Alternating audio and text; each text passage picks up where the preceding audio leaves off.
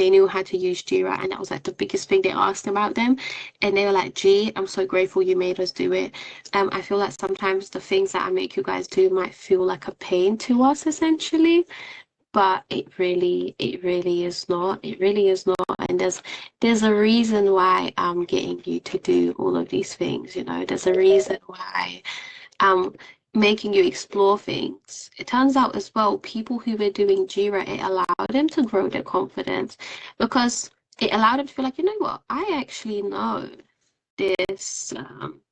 I actually know Jira and I know how to use it now. Like it allows them to feel like they deserve the job more. I don't know if that makes sense. Or I don't know if anyone else has felt like that, that it's allowed you to essentially really explore like that. Wow, I do have so much project management knowledge, and now you can back it up with Jira knowledge on top.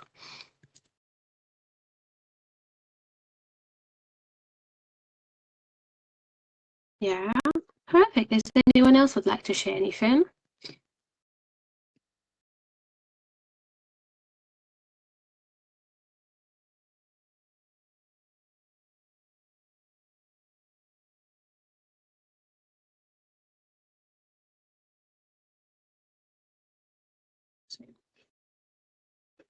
Oh, yeah. Another thing, what I really wanted to bring out of you guys is collaboration. If you guys did this together, like you kept each other accountable. I feel a lot of the PM tools are similar in which is great and say hopeful. Exactly. And that's another thing, hopefully, that you guys understand that essentially, um, once you learn some project management tools, all of your tools become like pretty much easy. Easy to, like once you learn how to navigate it, um, that's how you once you learn how to navigate it, it becomes so much easier to learn any other new tools as well. And like I said in my work as well, I end up actually saying, no, I do not know Plan View, but I also didn't know this tool. This is how I learned this tool, and this is how I did got there. All right, let's do it. Lovely to catch up with everyone. Let me screen share if you guys can see. So, you won't believe I changed. So one of the reasons why I wanted you guys to start building your own board, because one, it's really supposed to be tailored to you. So I was going back to review this board I created the other day. I've changed it again. I've changed it again because there's just certain aspects I wanted to include more. So that's the most important thing, that this strategy should be speaking to you, you know. So a few things you might see on here today that you didn't see last week or vice versa. So just know that every time I keep going in this, I'm like, I really want to include this as well. So if I I'm gonna mute you because you're feedbacking a lot. Perfect. Okay, so one, I want to say congratulations. I want to actually really say congratulations. Thank you for all your effort over the last 5 weeks. 5 weeks is actually a long time to stay consistent. Hopefully, this 5 weeks made you also realize how you can't just secure a job in a day. There's a full process behind it. The more work and effort you put in into the whole confidence boost and uncovering your experience, even when you have loads of experience, that is what's going to get your job. Really running and sending your CVs left, right, center, it's just going to get you rejections. When you get those rejections, your motivation goes down. You start questioning, is it you? Is it maybe project management is not for you, you know? So there's a reason why we go through this job hunting strategy, because it's a big, long process. One of my big takeaways is the fact that we use your guys' CV, if your CV was a bit overestimated or underqualified, your results weren't as accurate. So now the first step should always be the experience dictionary. Another one, a lot of you guys actually don't know project management. So my question to you then is, if you really want to get into project management, why did you not explore what project management is? It looks like what you guys are doing is getting the job spec, you're getting the roles and responsibilities, and you're putting it in there and hoping for the best. But when it comes to talking about it, you're not really able to come across as confident or how you know how it links, because it turns out a lot of you guys want to get into project management and you haven't even looked up project management. So it's opened my eyes that for any future job hunting strategies that we do, one, we'll always start with identity based on your normal experience, not on your CV. Two, you're gonna have to go through project management fundamentals because I guess that I would even say some of the questions you guys have given me in this job hunting is a little bit concerning, knowing that you have been trying to job hunt for loads of months now. And I feel like it's also why you do have a blocker in this job hunting journey. Because if you're really applying for project management roles, you shouldn't really be asking me basic project management questions, especially for those who are trying to apply for senior project manager roles. As a project admin, project coordinator, project support, you can kind of get away without really knowing project management. As a senior project management, you actually will not get away without knowing. So I do highly encourage you to be, let's say, realistic. If you felt like you was using a CV that wasn't reflective, please do redo all of the exercises with basically just write down everything that you did, then do the translation. Don't even think how it links to project management. Two, do you actually understand project management? Do you understand the different phases? Do you understand the different processes that we do? Do you even understand the difference between methodologies and why, for example, one would be better compared to another? I do highly invite you because a lot of the blockers that you guys have actually come from you not knowing project management, you not knowing your experience. Oh, well, you just keep making the same things. And this applies for people who got 30 years of experience to people who got no experience.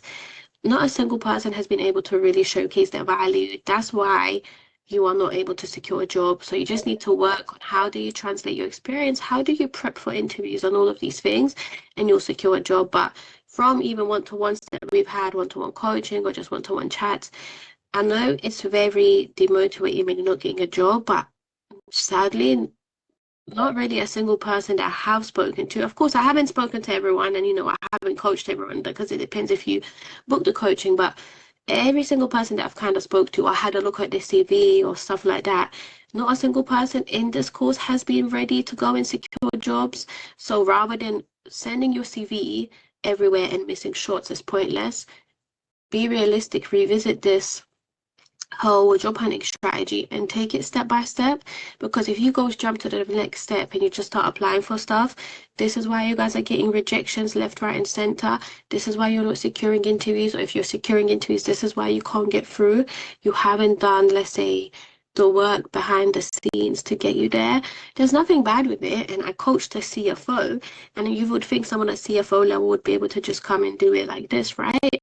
It's just one, even me now, right? When I went for an interview in November, December, whatever, I had to, like, I've lost my interview skills. Interview is a skill. Like, right now, because I've been at work more, I'm better at meetings. Whereas in summer, when I came back into work after I wasn't working for 5 months, I felt like at that stage I was so good at interviews because I was doing so many of them that actually meetings became a little bit like not uncomfortable for me, but it was different because I was in my thing. Now I'm in the opposite direction. So right now I'm really comfortable with meetings. But when I did the interview, I was like, oh, like, so even once you get really good at interviews, if you don't continuously work on your interview skills, you're gonna have to redo it as well. So even like me, there's someone that secured a high paid contract, I would still now have to go back and basically revisit the job hunting strategy because it's just unfamiliar. So I will say, just reflect. But overall, I mean, the good part is a lot of you guys don't know how to showcase your value, but it's not the value is not there. The value is there. You just need to work of how to either make yourself realize it, which I mean, I feel like at this stage a lot of us did. Whereas Sorry, so the first one is not realizing your value. Second is a lot of you guys are at the stage where you realize your value, but it's not showcasing your CV and it's not showcasing in your tips, sort of for interviews as well. So it's not that the value is not there, it's there. We just need to make it come out. Work on that first before sending your CV to all of these places. Because like I said, not to be fair, I've definitely done, I want to keep a KPI. Maybe we'll keep a KPI since we launched the platform. I've definitely have looked at like under 500 CVs, not a single CV has been at that level that it should be. So I can guarantee 100% is probably your CV. Then if it's not your CV, you don't know how to reach recruiters. If you don't know how to reach recruiters or find roles, then your CV gets lost. Doesn't matter how amazing it is. And then it's the interviews. Majority of us think interview prep is basically Googling the organization, and it's not that. So hopefully there's a little bit of a summary, but I'm really proud of everyone's job hunting strategy. I'm proud of you guys doing Jira. I'm proud of you even realizing how much skills you have. And to me, you know, all of these confidence boosts probably even mean more than you secure a role. I will say this, I've been talking to a lot of people that have been getting fired lately because they keep going for more senior roles and they don't understand how it works, and then the company releases them. So what I want to say is, if you deserve, not deserve, if you want to go for those senior roles, go. If your experience is there, go. But for senior roles, your gap has to be really small. You can't have a big gap in your experience. It is, you can work it through how you, let's say, communicate it. But for example, if you're going for really senior roles and you're struggling with financial management, or if you're going for really senior roles, but you don't even know what project management plans are or how you would start it, or if you're going for really senior roles and you don't actually even know what a change request is, how you would start, be realistic with yourself, because yes, it'll be exciting if you get a job, but imagine if you get fired. And I have never coached anyone that's got fired, and I have never been fired myself. But of lately, I'm hearing a lot of like people's friends that have gotten fired and stuff. So just be realistic, right? Yes, it will be nice to get a job, but if you get fired 3 months on when you got all these responsibilities, how is it going to feel? So that's why I invite you to be realistic. I'm all about making sure you guys take over the world. So listen, if you're ready and you're there, go. Program director. Don't even think of no project support. Program director, head of projects, head of financials, head of HR, CFO. If you're ready to go CFO, do it. But just reflect on it. And I've been there. I mean, last in 2024, I was applying for roles that were program director. I'm not even there yet. I'm definitely not there yet. But I just felt like I wanted to apply. However, when the rejection came back for it, I wasn't shocked because I knew that was way out of it. So either you have to be realistic and basically say, you know what, rejection is not going to bother me. However, everyone that says that, when you start seeing those rejection emails, it just takes you down mentally. So I reflect for you to be realistic. I reflect for you, especially if after you've worked on your CV, do get someone else to review it. Majority of you guys, even when I give you steps to review your CV, you basically send me an improved CV, but it doesn't really do it. So once you get to that stage where you know your CV is there, you know how to prep your interview. And yeah, so that's basically an overview. Is James the guy for your program manager path? I don't understand, what is program manager? Sorry. Jamie. I think he told me program manager. You remember the story that I told you about the guy that it's on 300 grand a year? Isn't it program management? You're struggling to recall. Jamie, Jamie from who's an HR recruiter. Wait, the recruiter you told me about? Yeah. Oh, sorry. Okay, I understood. It said for the program manager path. It's because I took it completely different. Okay, because You get my point, because you said you're not there yet, but this guy is literally hiring people on that level. So I believe he's going to be the link for that path. Oh yeah, 100%. And you know, I'm working already with like heads off and everything like this to work on how do I showcase my skills? When you also want to go, you have to really remember, so right now I'm in an uncomfortable position where I'm trying to go for like the top level roles. The way we communicate and we elaborate is completely different as a CFO, as head of, and all of these things. You have to be very like strategically communicated, and you just need to speak a way how to communicate your experience. So that's like what I'm working on now. It's like I've done all of these jumps. I done into contract and went senior. Now I'm trying to go for the top ones. But the top ones is that little thing, and that's another one. That's for me is gonna be probably not harder than like let's say getting into project management, but when you want to make a jump from here to the senior roles, this is probably the most hardest job because you have to really, really, really work hard on it. Because at this level, I might be able to get away with some gaps. As I head off, I will not be able to get away with no gaps, you know? So that's what I mean. If you're at this stage and you're jumping for the most senior roles, this is going to be a really painful period for me and you guys, because at a top level, they do not allow your reason why you're head of, your reason why you are director of, you, there's a reason why you are, you know, so at that level, it's not really about gaps. It's about you got no choice but to basically make them feel like you can do it. Because if you're head off and you can't do something, how do you expect me to then manage the entire team of everything? How am I supposed to portray the information to my team? You don't need to know everything, but you need to have understanding of everything, or you need to know how to communicate it. So I feel like I'm there. I got everything. I got the experience. I got everything that I need. It's just not coming across it that way. So now it's the communication aspect. But yeah, this with the jump from the most senior to the top is the most uncomfortable jump that you can probably do in your entire career, because it's not like easy as go and, you know, Google what project management is. It becomes way beyond that.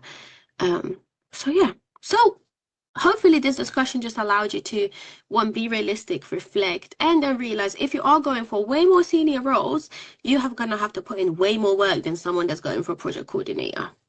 So the choice is really yours, but be realistic. Hey, Latifa. Yes, hello. Good afternoon. Hi there. I just wanted to say, where do we start with these project roles if you haven't got any admin experience? So Because did you do the tasks for week one? no, I was at work. I usually work on Saturdays. So today, Yes. So yeah. okay, so we recorded all of the sessions and we sent out all the tasks. So if you basically rewatch all the sessions and go through all the tasks, that will actually basically really answer a lot of the questions that you have. One of the things I will say in the sessions, we said to utilize your CV to identify where you got project management experience. But what I invite everyone now is to do is just write a list down.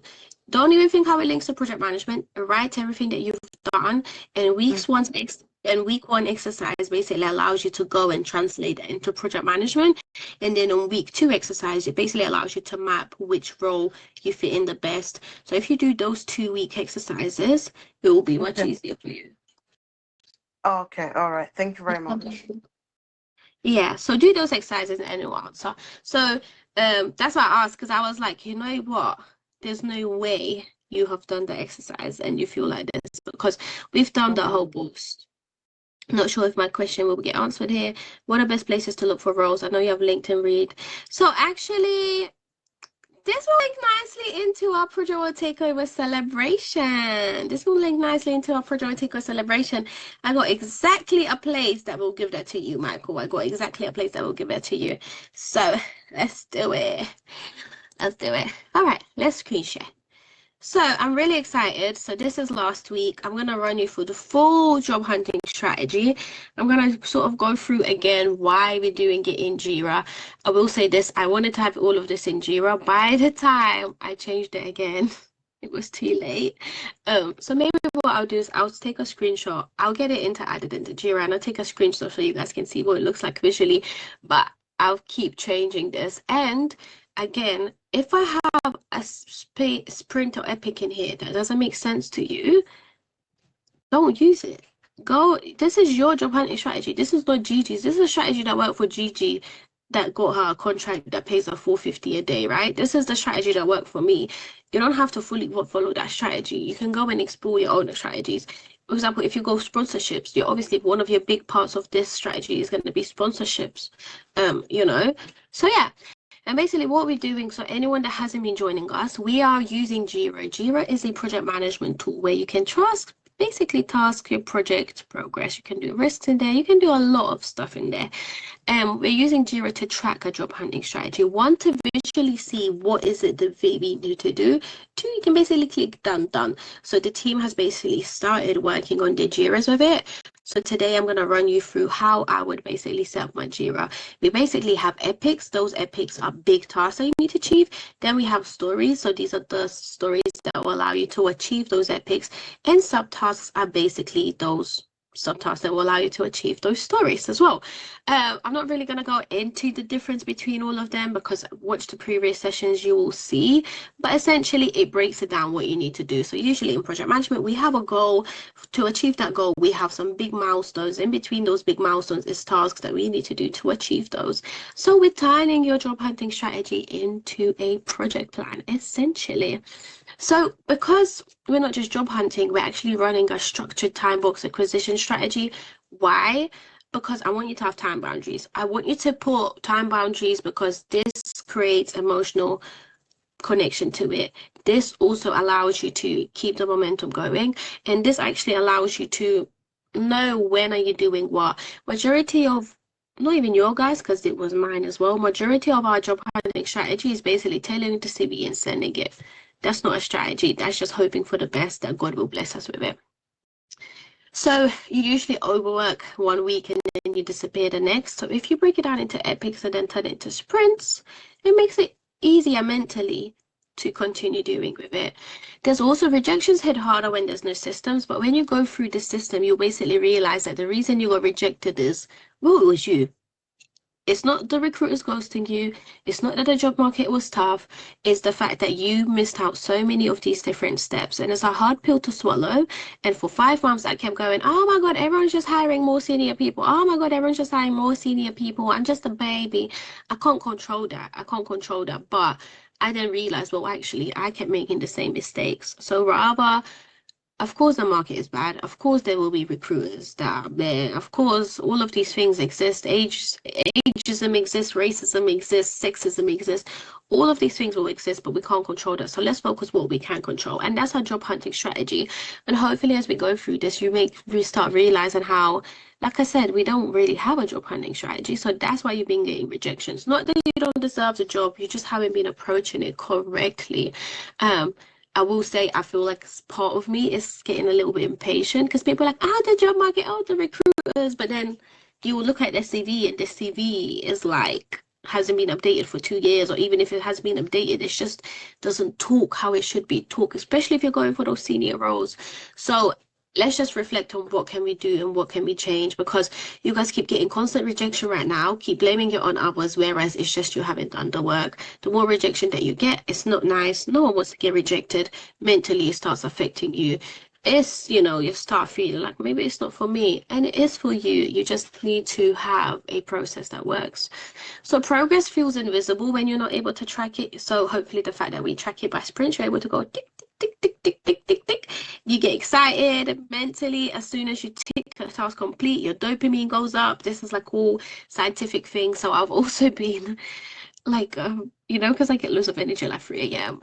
I've completed tasks and I would wake up and actually mark them as complete in the morning, because I'm like, at 3 a.m. I do not need my brain to get even more excited. So sometimes I don't even go and update my Jira till the morning, because I'm like, if I go do it, and it kicks off my dopamine. So sprints will create focus, measurable results, controlled effort, accountability, recovery cycles. We'll be doing it in 2 weeks. Every sprint should have a clear objective that you want to achieve. And every sprint should end with a review. That's another thing. We just fly. We don't sit down. We don't reflect. Even these little milestones, I don't want you guys to just celebrate when you land a job. That's going to be a sad life, because how many jobs are you going to go throughout your life? Not that many. I want you to celebrate when you actually find out, oh my God, I got so many of these transferable skills. I want you to celebrate when you're like, you know what, actually it's true. I didn't realize that I didn't have a job hunting strategy. I was just sending CVs left, right, and center. I want you to realize that actually I wasn't going for the right roles. I was overqualified or underqualified. I want you to celebrate logging in Jira. I want you to even celebrate the fact that this is week 5 of the course, and some of your faces, I've seen it every week. Turn those mini milestones into celebrations, and that's how you'll start. Because one, until you achieve those mini milestones, you'll never get the big goal of getting a job anyway. So you need to achieve them. 2, let's celebrate. Like, let's stop only celebrating when the big thing happens. Because like I said, how many roles are you going to go throughout your life? So today, I want you to clap for yourself, clap for others. Let's do a little clap emoji, a little clap, clap, clap, clap, clap, clap, clap, clap for you, clap for yourself, clap for PWTO Takeover for pulling this through. It has been a tough journey. Definitely picked up way too many things on the way. However, we got there, right? We got there. Your confidence has grown. My confidence. Let me tell you why my confidence has grown.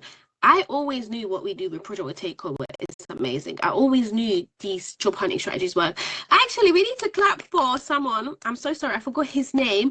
He utilized the tips we've been going through, and he has actually already secured an interview. He has secured an interview a week ago. So this is just for 3 weeks. This is let alone even actually going through his CV, all of these things, just by learning his experience, just by learning how to reposition how he communicates, just to learning how to translate into project management language, just by learning actually that you already got all of these things and you just need to structure it better, hearing that, go and speak to recruiters, don't just apply for a role. All of these things he already took, and he actually secured an interview. So with this job hunting strategy, the fact that he secured an interview and he came back and said specifically, I've secured the interview because finally I made the changes that you said, rather than just applying for everything and anything. To me, that's like, it allowed my confidence to grow, because I'm like, okay, so this job hunting actually grows. Like, we've done it before, but it's nice for me to get all that feedback of you guys, to tell me how you went through thinking, I think I could do it, to I know I could do it, to making you realize these are the roles that you can really go for, to make you realize that actually you are overqualified for those roles, and to make you actually even realize the fact that the reason you was getting rejected is because you're going for more senior roles. All of these things have allowed me to grow my confidence with PWTO Takeover, because I'm like, it works. So I want us to celebrate all of these things, because if we don't, it's going to be a sad life. And we really want controlled effort, right? I don't want you guys to actually burn out. I want you to be strategic of how you apply, and accountability. You put it on the board, you'll say you'll do it today. Did you do it today? Recovery cycles as well. So that's like the whole reflection and the whole woozah, let's celebrate, and all of these things. So we'll do sprint every 2 weeks. Has a clear objective that you want to achieve in the sprint, and every sprint should end with a review as well. You're building momentum, not panic.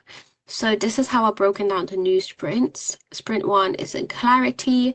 Sprint 2 will be positioning, which, to be fair, if you have been joining us for the last 2 weeks, these two should basically already be achieved for you.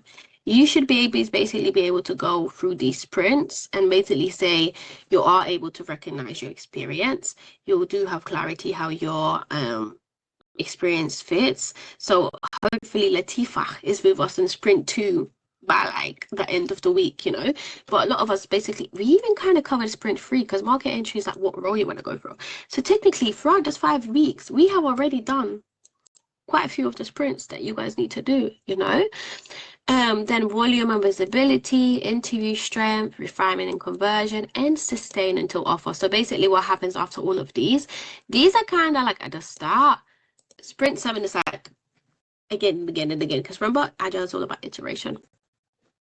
So again, like we said, we'll have epics, stories, steps, tasks. You move tickets across the board. You do not carry chaos in your head. That's another thing.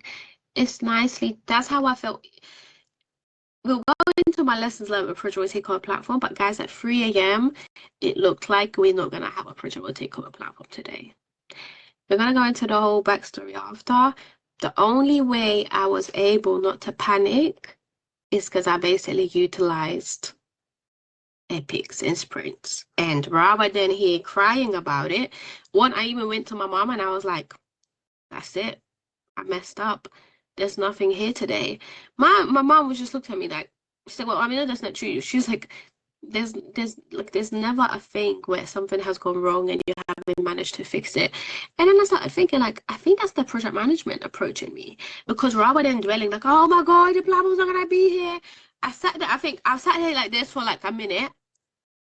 I went to my mom and I was like, I think this is it. When my mom was like, nah, it's never, this is it for you, I came back and I was like, she's right. So it's like, well, how can we resolve it? Jump into the resolution stage, you know? So hopefully this also allows you to basically take that for your job hunting. Even if there's rejection, all right, thank you. What was the feedback? Reflect on it. Did you provide me any feedback? Can I take anything with it? Can you take any lessons learned? All right, thank you, next, bye. We don't do the whole, oh my God, I didn't get the job. I know it's not nice, but we can't do that. If you dwell on it, it's going to ruin you, especially if you're going for senior roles. There's no way you're going to secure a senior role just the first time, you know? So we're really going to go in sprint one into, so clarity and foundations, right? This is where we want to go from unclear to structured. So under epics, we're going to have two different epics in here. One of the epics essentially is going to be identity and delivery evidence. The other one is going to be project management fluency. So for epic one, these are all of the stories that we need, right? So one of the stories is build professional identity document. This is the part that we did actually skip with this because we went straight into just use your CV. But like I said, I realized a lot of CVs are not correctly done. So in this one actually is in the subtask, you want to list all of the responsibilities, not just job description copy, list everything that you did. And at this stage, do not think of how it links to PM. Don't. This is not your job. Right now, your role is not to think how it fits into PM, just responsibilities. Then we go into extract 5 delivery outcomes from your roles. We will quantify your impact. We want to identify your repeatable strengths. We want to target role direction. We want to upload sort of like a one-page document, basically, of the professional identity document as well. And then we basically want to have a create achievements bank, right? So after you do all of these results, what we're then going to do is basically create, what did you achieve under all of these roles, right? So I kind of want you to just give 10 situation action results. Again, at this point, do not link it to project management, just theme it up. And you can even categorize it by skill theme if that makes sense. You could basically use this as well for your CV and interview and your LinkedIn as well. So I know this is going to be the longest process that you do, but it's going to link to everything because you can use that a experience dictionary for everything, for your LinkedIn, for your interviews, for your CVs, for everything. Like this will be such a useful exercise that it will be used for everyone. So I would even say, even if you had a CV, I would encourage you to do it. Why? Because, well, we always forget everything that you did. So don't even think how it links to projects. Do it. From there, what we want to actually do is have a create an achievements bank. So that's the story, and these are the subtasks that we will be having.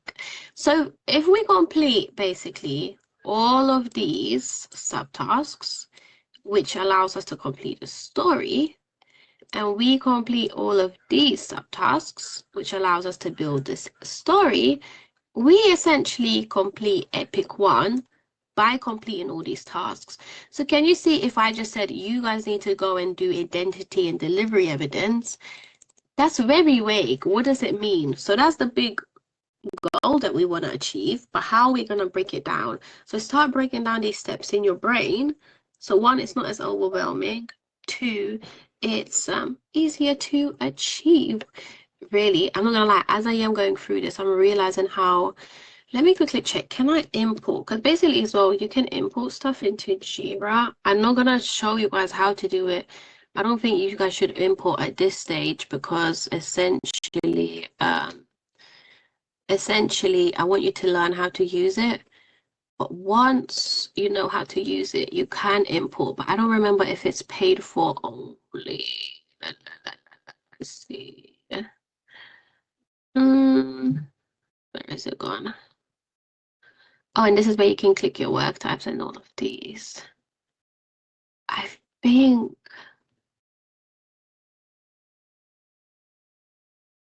they might have removed import for the free version anyways. But long story short, whenever you basically do have whenever you have projects, you can basically project management tools, you can basically import a lot of the information as long as you got an Excel with it. That's what I wanted to do quickly. So just to show you an overview of how this is my life right now, right? So I broke it down into Mail, PWTO website, Global Project Management Summit, So&O, Project Management Community, PWTO support. When you, let's say, so even for community, I broke it down into all of these. So actually today, one of the PWTO communities was a job hunting course. So what I need to do was actually, never mind, this is the course that we uploaded, not the strategy. So long story short, can you see how I broke it down? That's how you want to break it. So anytime we say an epic is this purple one. Anytime we say a story is this greeny one. Anytime we say a subtask is this subtask that will break it down. So that's how basically it will look. So what I'll do is I'll upload it after and I will share it with you guys. Just so it makes it easier. So for epic two, sorry, someone's unmuted. Have you got any questions? Who is making noise? Oh, Doctor, have you got any questions? Thank you. So next epic, project management fluency, right? This is where we want to basically learn how to essentially map your project management lifecycle knowledge, right? So even if you haven't done a project before, I do want you to map one of your past projects to a life cycle phase. Why? I believe, like I said, I don't believe you guys know project management. So if you can't go through all of your things, and at least bear in mind, it's not going to be in like a real project management life cycle. But for example, if let's say you do customer service, if someone raises a ticket, that's the start of your project, right? So you should be able to identify at least that. Or let's say if you do events, at the end of the event, if the event closes and that's it, you basically know that was your project closure. So it's like I want you to map one of your past experiences to a life cycle phase and really identify where you added value as well, and kind of have some structured explanations. Of course, this will work more for what's the word? Oh, it's okay with that. So of course, this will work more for people that do have way more project management knowledge. For some, it really won't work. But the main thing as well, what we actually want to do in here is not sure. You're not sure? Ask AI. It's easy. It'll be easy peasy lemon squeezy. And one of the biggest thing it'll be, remember we used that prompt, how does this link to project management?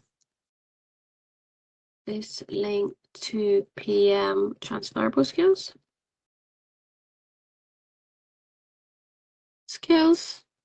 Now ask it to do 2 phases. Remember we done that whole thing, and as well in this one as well, actually what we might add as a story is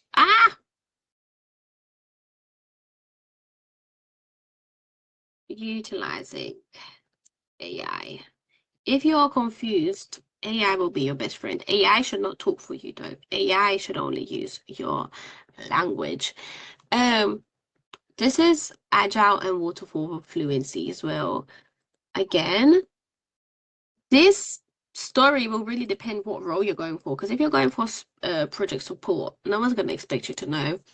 If you're going for senior roles, they're definitely going to want to know what ceremonies that you attended. So these are like meetings basically and stuff. Identify governance exposure. When have you used governance? When have you ensured governance? Prepare hybrid explanations as well. When have you used just not one project management methodology? If these questions are making you feel uncomfortable, you probably just don't know. If you don't know, we need to figure out how to get you to that stage where you do understand it, whether it's coaching, whether it's AI, whether you go and do your own work, whether it's courses. However, if you're going for senior roles and these questions make you uncomfortable, it should also be a sign that you got a gap to identify. Again, uncomfortability doesn't mean you can't go for the job. Uncomfortability means it's a gap. We need to go and address that gap. How you address that gap is completely up to you as well. So by sprint 1 outcome, we should basically have a clear professional identity.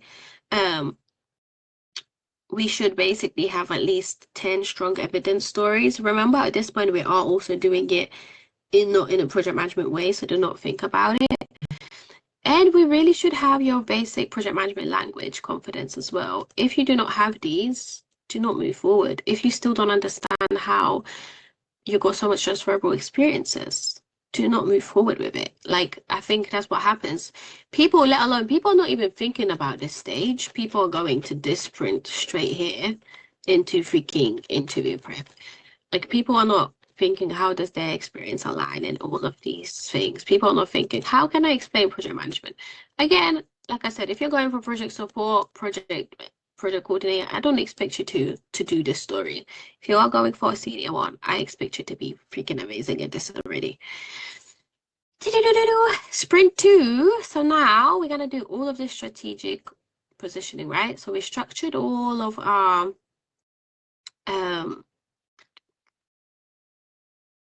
what's the word? We've structured all of our experience. Then is that how do we strategically position ourselves with it? So active epics in this sprint will be strategic positioning, CV transformations, and these are some of the stories and subtasks that we have, right? So for the strategic positioning, I want you to do the market role analysis. This was, do you remember when we basically went through what role you fit into best? But before we went into that, I made you guys actually do a market role analysis where I'll ask you to go through job descriptions, pick out one of the key skills and stuff that we need, key project management tools, anything key. Why? Because the more you analyze what the job descriptions require, the easier it is for you to basically then be able to showcase that in your CV. You catch up the word that we put. I mean, I put analyze 15 job descriptions here. Is that a little bit too? So, I mean, listen, your own strategy, your own targets, right? But if I was starting out and I've never looked at jobs, 15, I'll definitely say if you've never really looked and analyzed job descriptions, go through at least 15 because you'll identify repeat requirements. And with this way, you can identify your skills gaps as well. And you can actually identify sector alignment. Of course, again, if you're not sure how to do this, AI is your friend. So commercial awareness as well. You could basically really learn how different companies work, right? So essentially, if you research 3 companies deeply and identify their revenue models, you'll be able to know how can you utilize their revenue models. So for example, for a consultancy, their revenue model is essentially hiring a pool of people and then sending those people to different organizations. So how you fit into that model? Well, it's either going to be easier for you to get hired by a consultancy than an individual company because, well, in the consultancy, they're going to hire a pool of people, you know? So if you identify people's revenue models, you also can see which one makes the most sense for you. So for example, the company that I work through with right now is Parasol, right? So with Parasol, the revenue model is actually, they're not even my employer.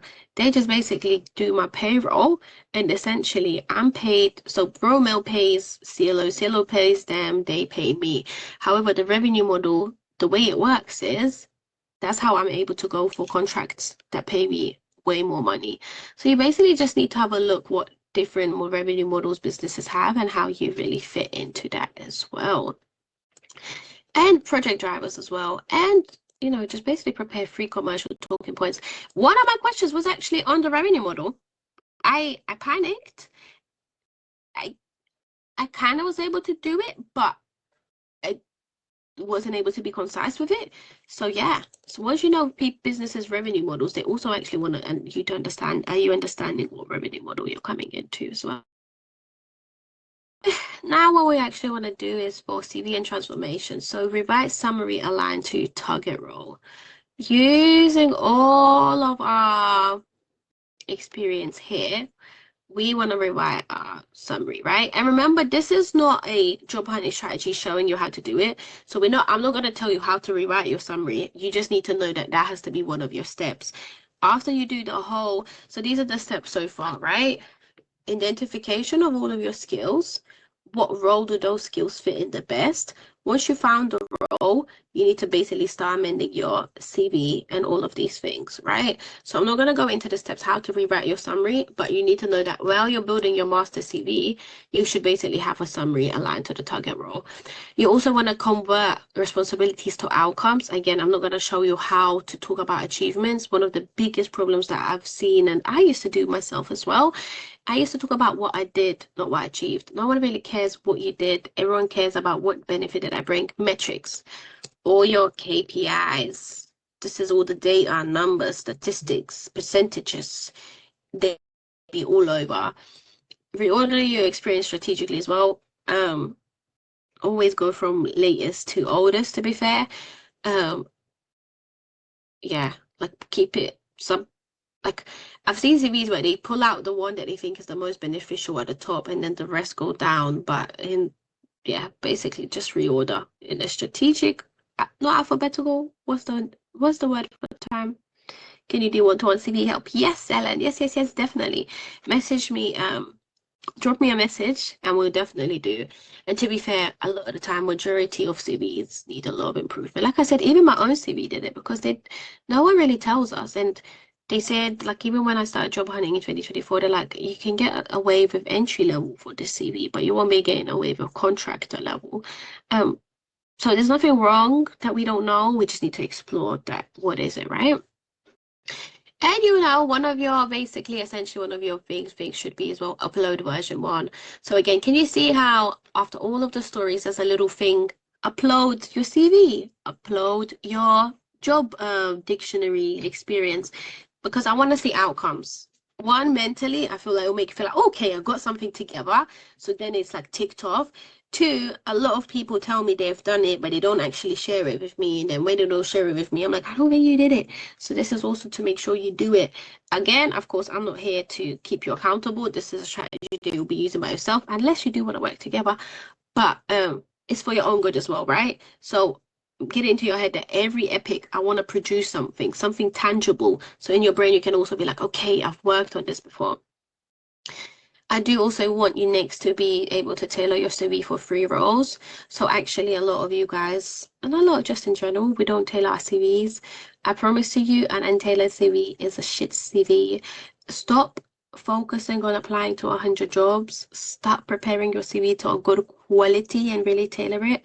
I was coaching someone that received an interview every time, and I mean, I looked at him like a unicorn, because what do you mean every time you applied for a job, you received the job, the interview? But he was basically spending 6 hours preparing for his CV every time.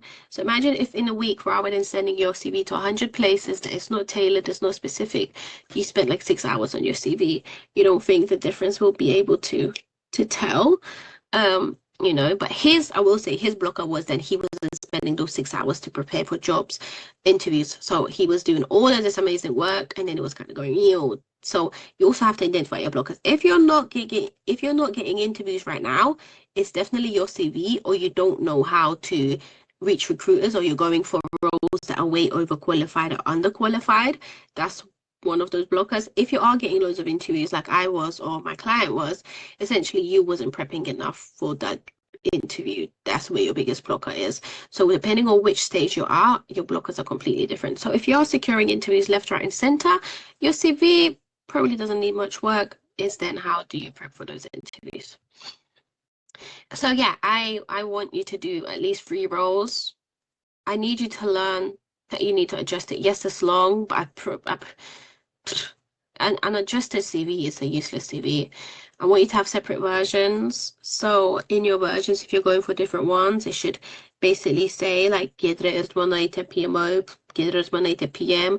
Do put your name and do put the role you're going for in the CV name. Why? Some recruiters have to go like through hundreds of CVs, so they can quickly like Google PMO and they would say, see me. So make it easy for them as well to know that their CV is yours. Don't just put like Gigi, put your full name. And sprint to outcome is, well, we should have a marked aligned CV, commercial talking points as well, because remember, if you find out how business model works and how you can strategically link to it. And actually, me and Amanda was doing some coaching the other day, and what I really end up even saying is, even my biggest downfalls right now is, so there's a man and he basically says, what do you do? He goes, I send people to the moon. Turns out he's just a cleaner, but he was able to recognize how him cleaning the facilities and him doing X, Y, Z has actually what allowed the people to go to the moon. So it's the same thing with us, right? Don't just think of that task you did. What I even told Amanda I want to do is essentially sit there and say, how did what I did aligned with the strategic objectives of the business? If you can start communicating like that, it'll be crazy, because at the end of the day, no one really cares about the jobs. No one really cares what you've done in another company, because they just want the results there. All they really care about, will you be able to do that? So if you're able to link how your role strategically aligned with the business objectives and the goals and all of these visions, that's where your CV is unstoppable. And you should have clear role targeting. Like we said, a lot of you guys were either going for roles that were too senior or underqualified. So, and for roles that you don't actually like, right? So, you know me, I am a huge PMO lover, and I'm always trying to encourage you guys to love PMO, but it's up to you what you prefer. So sometimes have a look. Hopefully, what if you find benefit manager and you really enjoy that role, especially if you're a senior level already, benefit manager, change manager, risk manager. All of these things do exist, so hopefully clear role targeting and some passion as well hopefully allows you to uncover some of these things, because that's another thing when we did exercise with some of my clients turns out you guys don't even freaking read the job spec. You just freaking go into AI, submit your CV, tailor it to. You don't even take time to actually analyze it. So I was actually been telling Amanda the other day, before I even go into AI to analyze, let's say, people's CVs to this job spec, I do already an analysis beforehand of going through the job spec, analyzing what is the most important, going through the CV, analyzing what I like, what I don't like, then feeding that in. Of course, if you don't have that knowledge, you might not be able to do it. That's where AI is there. So go into AI and basically say what is the most important for this role. Your skills, there's no right or wrong skills on your CV. Every skill should be targeted for every job that you have. Not sure how? Go into ChatGPT. Ask it to show you what are the most important skills for this role. What is the most important emphasis? What's the essential criteria versus desired criteria? So so you basically shouldn't be applying blindly anymore. I feel like, again, we just apply and hope for the best. I want you to apply for roles that actually fit you, your love, your passion, and does it actually showcase what you did? Again, there were some CVs I got sent, and I'm like, oh my god, this is like copy and pasted from the job spec. Don't just babausel a bunch of project management words. Make sure it speaks still you. Your experience should come out with it. So next sprint that we have. Has anyone got any questions on these sprints that we've done so far? Are they making sense? Sorry, visually I feel like it would have been so much nicer for you in Jira. I'm gonna see if I can quickly Jira import free version.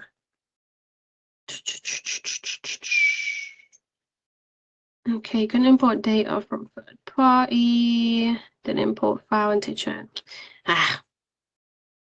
See, now it's long because we're not paying for it. They're making it long for me. So no questions. Okay, let's go. So next sprint is essentially all about controlled market entry, right? So we went from not knowing what you have to experience, then we showed you how to strategically showcase your experience and align it. Now it's positioning yourself. So yeah, so what we're gonna have is role discovery epics, LinkedIn recruitment outreach epics in this job hunting strategy part. So for role discovery, I want you to build a target company list. I want you to, so you know who you should target. Like I said, we did create something in Project Takeover that will allow you to get a start of it. And essentially identify at least 30 aligned companies, categorized by sector, add priority ranking. It just allows you to showcase who to register with. One of the most important things you can do register your interest with individual companies and individual recruiters. These are the first places they go to. LinkedIn, Indeed, all these job boards are very expensive, you know, very expensive, and we get flooded with applications that don't make sense. So the first step is always internal. The next step is recruitment agencies. But recruitment agencies, the first thing is actually going through their portals. So once you identify companies that you like, see if you can register your details. Once you register your details, see if you can catch up with someone. Like, so for example, in my Google page, I was catching up with someone in public sector, and it wasn't making sense for me. Like, it was basically, maybe sometimes public sector would mind, but who I really had to speak to is the financial people. When I started speaking with financial and change management people, that's when everything changed. So again, within a company, they're going to have different sectors, different things, you know. I know, Michael, you're all about your creative industry, right? So if you find a agency and you see they have IT, creatives, or HR, you obviously need to find the creatives person. If you can't find the creatives person, do still find the HR person and get the HR to loop you in. But in reality, you don't want to, don't be networking with recruiters that can't even give you roles. And at the end of the day, the CV is just CV. So I've been asking recruiters how to stand out. Is if they know their value, if they know what you're about, add them on LinkedIn. Start posting everything that you do. What did Michael say? Been doing some digging on LinkedIn and looking for the right people in the right areas. Yeah, exactly. And I mean, my biggest hack is just search for jobs that you wanted in your area and just see a lot as well what recruitment agencies are posting, what thingies are posting, you know. So for one of the stories, I want you to have basically applications, right? So I want you to select 5 roles, tailor CV for each role. However, don't just select 5 roles because I told you to select 5 roles. Select 5 roles that are live right now and you could potentially apply for. If you can't find it, of course, for practice, do it. But I mean, preferably it should be live roles. Tailor your CV for each role, submit application, log recruiter's details, schedule follow-up details. This is where, I don't know if you guys remember, I told you like week 1 or 2, I utilized project management tools for my job hunting. After you apply for these roles, create a whole new board. All these new epics and stories should then become the different jobs that you apply for. Your epics can be based on the creative industry, based on, let's say, businesses, right? Why you want to log the details? Because, well, you're going to be applying for a lot of jobs. Recruiters hate when they call us and they don't know what role they're calling from, right? They hate when they don't know what role we're calling from. And I'm like, how am I supposed to know? I've just applied to 100 jobs. So having it there, one, allows you to see which recruiters you need to chase. It also allows you to see what stage you're at. And if they call you, I used to have a salary board in there, a salaried list, because, well, I don't want to under negotiate or over negotiate when I can't go for this role. I used to have a list for all of the essential, crucial skills. So then on the phone, I know what to mention, like, you know, because project management is so diverse. Every project role is going to be the same. There's no point you having a opening statement or a LinkedIn message. Every LinkedIn message, every conversation should be tailored for that role. Because if you just talk in general will get you general results. So that's why actually, can you see here, it said each application has its own story. It should do. It should do, and that way as well becomes easier. When I was doing it though, I mean, at one point I applied for like over 100 jobs, right? Because I was using the strategy that was useless. So it gets to a point where it's so hard to track and you're like, I can't be bothered. But that was me doing the wrong job hunting strategy when I was like, I'm going to reply to so many roles. If you target 5-6 roles a week, that's easy to add into your G-Right anyway. So LinkedIn, my friends. Are you guys on LinkedIn? Is anyone not on LinkedIn right now? My friends. If you're on LinkedIn, are you posting on LinkedIn, my friends? Are you updating your headline at least once a week, my friends? Are you connecting with people, my friends? Are you posting about, not I need a job, but are you posting about some knowledge that actually people care about, my friends? LinkedIn, we can't avoid, my friends. I feel like I can't talk too much about it, but maybe sometimes I can, because nowadays when I go in events, people are like, whoa, you're on LinkedIn, you've been so active. I'm like, I'm not there. I'm not there where I need to be. But the fact that people are noticing. From project 1, which I need to start doing for project 2, I made everyone from the work experience team every week post on LinkedIn. Because they were tagging us and Project Takeover and all the stuff that they do on the project, people in my network recruiters started even noticing people.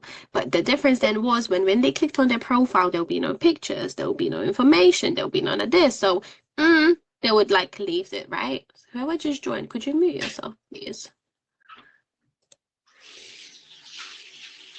Who is it? Who is it? Let's find you. Who is it? Guys, am I going crazy? Who's unmuted? What? Okay, Mary, I'm muting you here.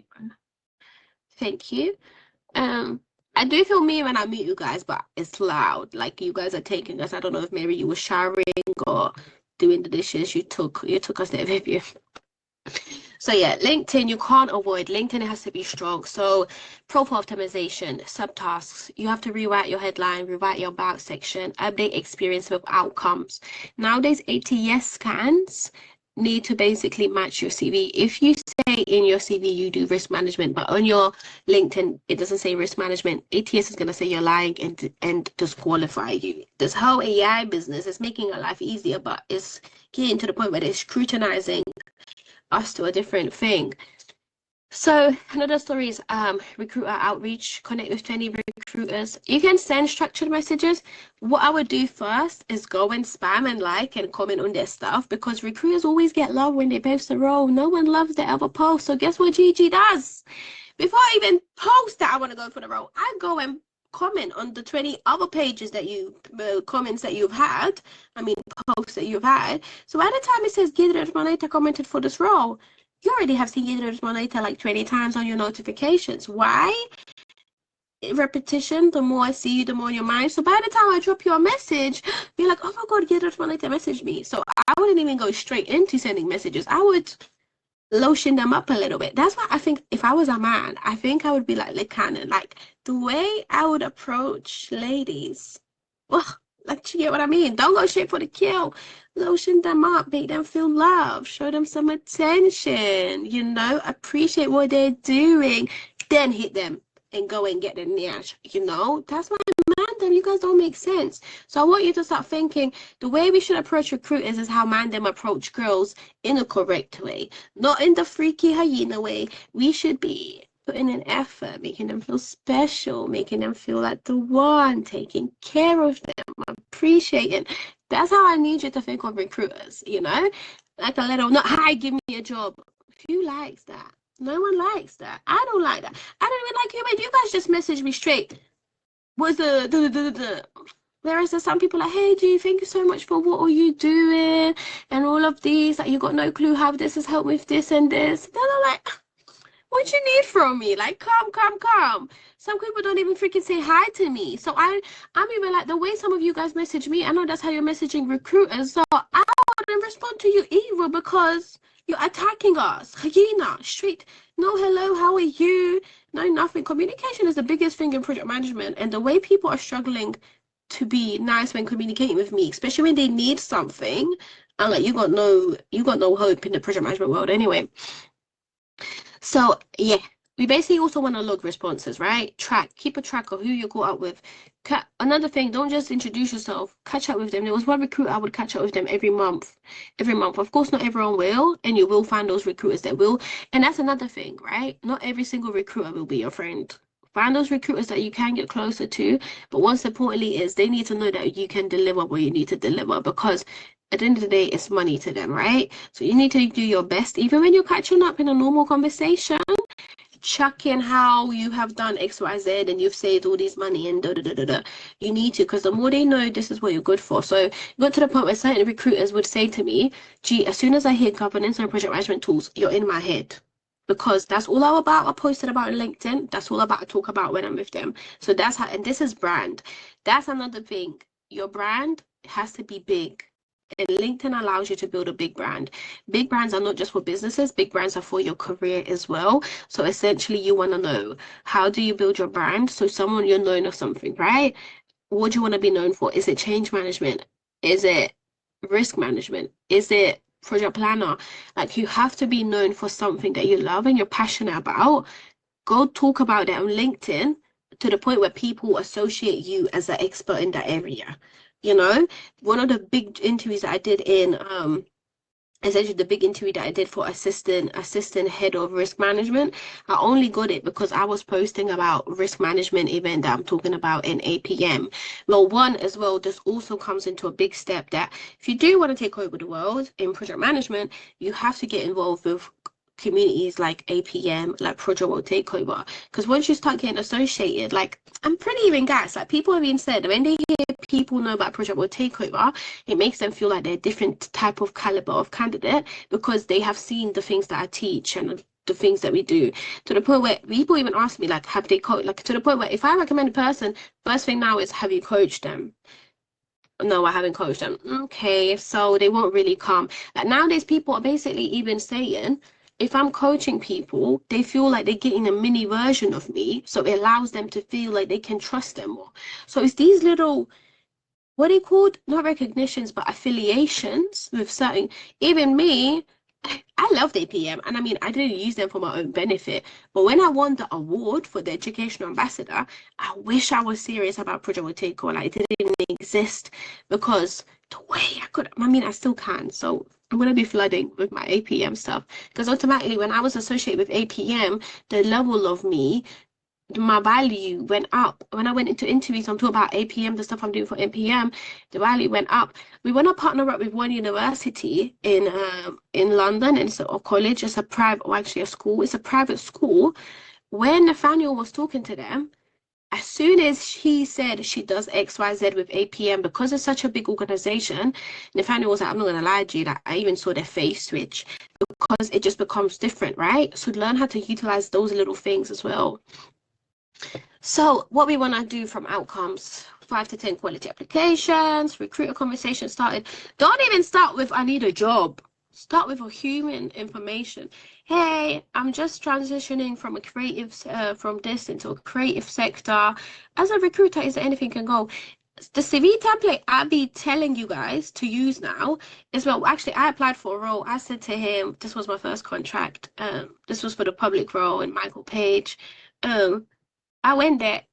He basically restructured the whole CV with me for free, you know. So recruiters can help you a lot, a lot, a lot, a lot.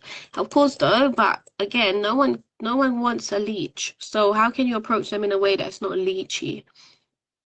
Your public profile should be aligned. So now the market should basically see you. So for next sprint, volume and visibility, this is where we really increase momentum, right? So one of it is applications. I do want you to have at least 8 to 10 strategic applications a month. Of course, if you want to do that, I don't think you can do 10 strategic applications a week. I will not lie to you. I don't believe so. I don't think you can.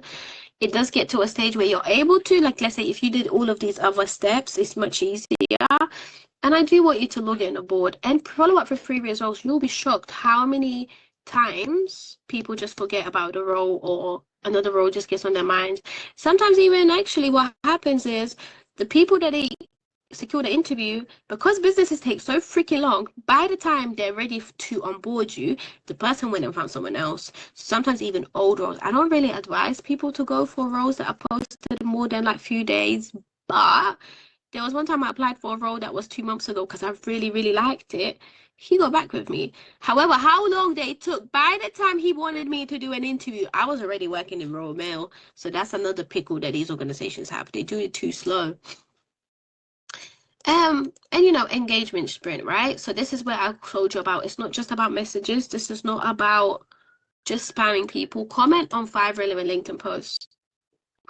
You should be on APM's page every day. You should be on my comments every day. Like I told you guys, people have started noticing people, especially because they know I've got a community. People said they do go and check stuff. But one of the big things is sometimes they don't want me to say it. They want to see physically, are you active? Are you involved in me? Are you involved with Project Takeover? Because I mean, people know me. I'm always going to put in like a good word, you know? So comment on 5 relevant LinkedIn posts. Recruiters, communities, associations, our people that are job hunting, anything and everything. I think you should share one insight post. I know I said optional. I don't think so. I think it's you need to, especially don't just do the whole open to work, no one cares.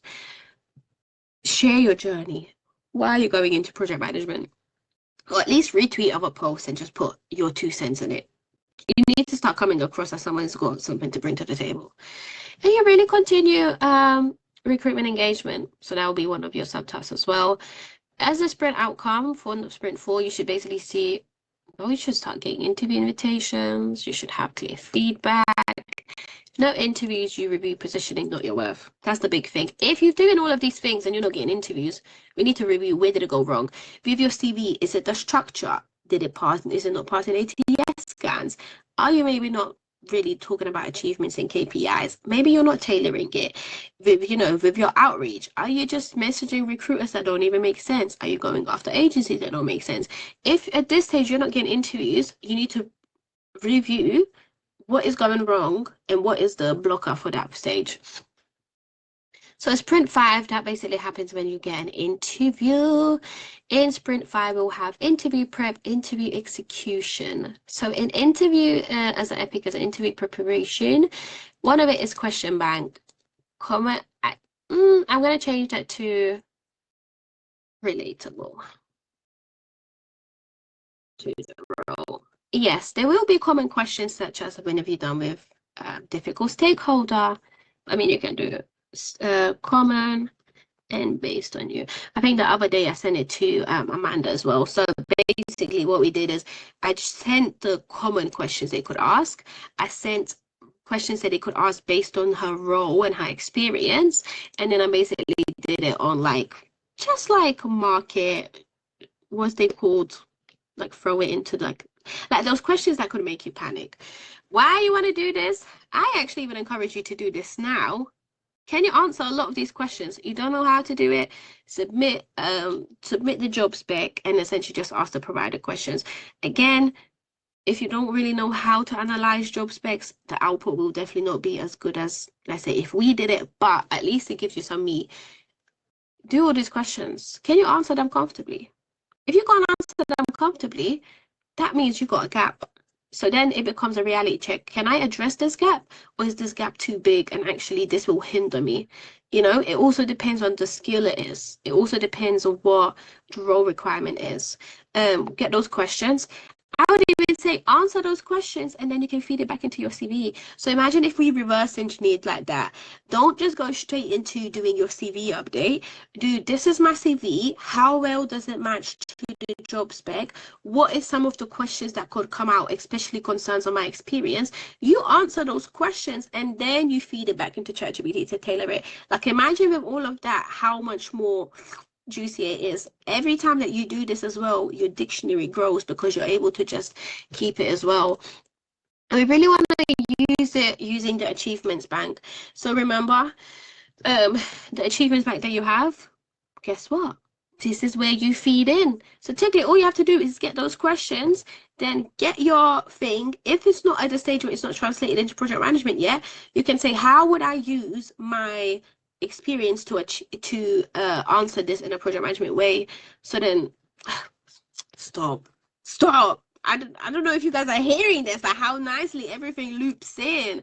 You also want to identify weak answers. Once you identify weak answers, how do you bridge the gap? How can we bridge it? By just changing the language and maybe showing your awareness in something else that will link to it? Or is it a big gap? And is it a big gap that will stop us from going for roles? And maybe we should go for lower roles? Or is that a big gap we can work on and achieve once we do POW? Because again, until you achieve those gaps, there's no point applying. There's no point applying, guys. You're going to get constant rejection. But I get it, because I've been there. When you're desperate, I've made my loof. I've missed my pavements for my loan when I wasn't working in 2024. It started getting, when they were like, next one is like, that's it. It's like, we're gonna go and escalate it. That's when you're panicking. You're like, oh my god. So I get it. I've been there, where you're so desperate, you're just doing everything and anything, but those desperation doesn't get results. So it's like, I've been here, so I know your pain. Everything that I've said to you today is I went through this for 5 months myself. That's why I'm saying that these things work. That's why I'm not saying it to be mean. I'm not saying it to be inconsiderate. I'm saying it is because I was you. I was there. I was blaming everyone else, the market, the recruiters, and everything else, not realizing how there were so many gaps. And a lot of those gaps were so simply addressed that as soon as I addressed it, pow, contractor. Let's go. Story, more interview cycles. Best, and thank you so much, Ruth. Lovely. Sorry, guys, I'll try and how many we got? I'll try fly through these and then show you actually the platform and everything and how everything links as well. So mock interview cycle. One of the biggest things you should do is mock interviews. That's actually how I identified a lot of my gaps for interviews. Not your CV. CV doesn't have to be this. For your interviews, yes. If you don't have a coach or someone that you can do it with, at least record. Record the answers you'll do. Listen to the answers. Did you Does it make sense? If you didn't convince yourself that you know the answer, you're not going to convince a recruiter. I would always do that as a step one. Next step, do it with someone you know. And then, third step, we'll always do it with someone in project management because, well, if they don't know project management, there's only so much feedback they can give. But at least something. One is a nice reality check. I did a mock interview for the assistant head of risk management. I would have embarrassed myself so much that day that it made me, I didn't go to sleep till 4 a.m. and I left that interview. I didn't get the interview because it came down to basically, and this is what's going to happen as well if you guys are going for really senior roles. My interview came down to HR telling him, are you going to have time to train her? He said, right now, I don't have time to train her. I got all of these things going on at work. So all it came down to is he did not have time to train me. So he went for someone that did it for 20 years because technically he didn't really have to train me. So that will also depend on the organizations that you're going for. If you're going for a role that's way more senior, it will have to be a little bit like, okay, do we want to give them a chance to come and really showcase stuff? Or we're going to go with someone that did it for 30 years. I think that's the most craziest thing that you can do, because if me in 5 years, the things that I have done, some people in 30 years haven't done it, but it's the whole psychology thing. So also sometimes your strategy will depend on the end user, right? Are they going to be someone that realizes, you know what, she wasn't an assistant risk management before, but she can do all of these things and let's go with it. Maybe she'll need a little bit of support, or they're going to go with, nah, you know what? We just need someone for 20 years, which, like I said, is stupid. And I'll say this again and again and again and again. Just because you've got 20 years experience does not make you more experienced than someone for 5 years, because the things that someone can do in 5 years, some people don't do in their whole entire project management career. Stagnancy is a real thing. I work with people who got 25 years experience, but they've been doing the same stuff for 25 years. You're not growing, you're not elevating. Whereas in 5 years, I'm here like this one. And again, there's nothing wrong with it if that's what you want to do, but do not try and say that 20 years of experience means more than 5 years of experience. It really depends on what the person has done. Have they got coaching? Have they gone to events? Are they involved with communities to constantly grow their knowledge? Are they constantly asking questions from people that, let's say, it's none of their business and all of this stuff, you know?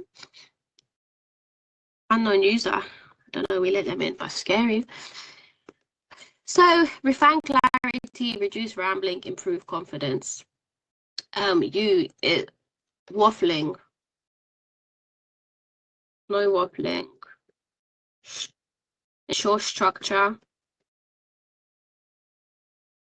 Another big thing. You guys know me, I'm not a really serious person, but in my mock interview, they end up coming saying back, gee, you're too serious. Because interviews just make us, you know, be friendly. Because interviewers as well, they don't want to talk to them. They encourage them. Oh, risk management. Okay, this is an example. How do you currently do risks? When have you dealt with a difficult stakeholder? Oh, but what? Do you currently have difficult stakeholders? Make it conversational, don't robotic. Link it to everything. You know, again, one of my biggest tips as well is for interviews, relate it back to them. So do the whole, this is what I did, this is what I achieved, this is what I got. And I know how crucial it is for your role, so I'm excited to join you as a risk manager to show you how to effectively do risk analysis or something like this, you know, because once you link it back to their role as well, it becomes the whole, oh yeah, okay, so yeah, they can do it. Because again, no one really cares about what you achieved, everyone cares about what you did. Live interview tracking, I do actually want you to track every interview that you did. I want you to research the company, map outline 5 stories, prepare questions, mock practice, and post interview reflection log. I do want you to sit there. It's painful, yes, but I want you to reflect. If you feel like you messed it up, why did you feel like you messed it up?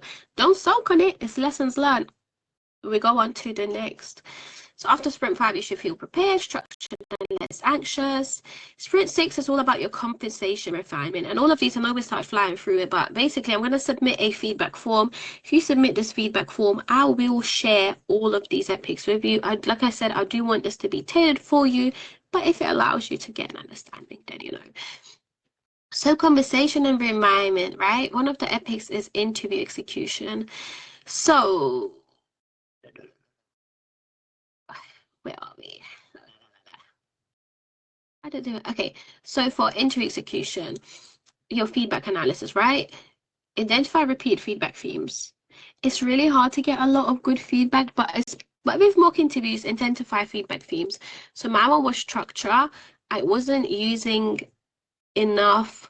So let's say I would be talking about risk management, but I wouldn't actually say risk management. You also have to be, especially for interviews like civil services, NHS, their checklist essentially is, if they call it RAID, you need to say RAID in your answer. If they called it risk management, then you need to say risk management. Yes, RAID and risk management, the same 2 things, but they got a checklist. So make it easy for them to tick off as many points as needed for the job spec. Adjust TV or answers accordingly for your interviews, and update position like needed. Like I said, if constantly you're getting interviews, feedback that, well, we just don't have enough financial responsibility, can we bridge that gap? Not really. So that means we have to go for a maybe less senior role, bridge that gap, then we can go for it. Because be realistic, right? If you're constantly getting, well, you know, no, I don't know, you didn't go into too much, you didn't provide enough detail, and then you constantly go and not provide enough detail rather than reflecting how can you provide more detail, it's boo-boo the fool, isn't it? It's like, we're crazy. We're madmen. We're madmen. We apply for one job. We don't get it. We don't reflect why we didn't get it. We do the same thing for another job. Then we get upset. Like, what a madness. What a madman behavior is that? You know? Tomb stimulation. This is what, again, it all depends what type of roles you're going for. If you are going for rails, I do want you to build a raid log. You need to show me a raid log, status report, dashboard. Actually, some of these, it just depends on what you're going for. But if you're going for roles that say you need to create dashboards, put that on this tool simulation. I need you to go and create a dashboard.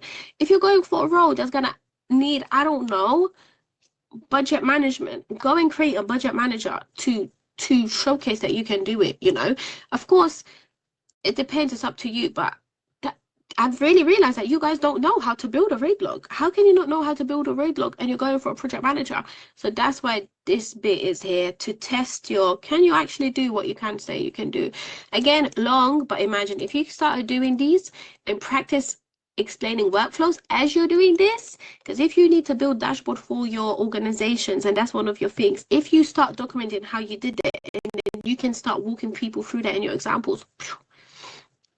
And the outcome of sprint 6 is really that you operate someone like already in the role. And ongoing sprints. So until each cycle includes 5 to 10 applications, 1 to 2 recruiter follow-ups, interview prep stories, feedback adjustments, board reviews, you repeat. You repeat. Of course, if you went through the whole thing where you already mapped all your experience, then you don't need to go and do it. But if you go in now for a whole different role that you don't realize how your experience does, you need to go and map it again.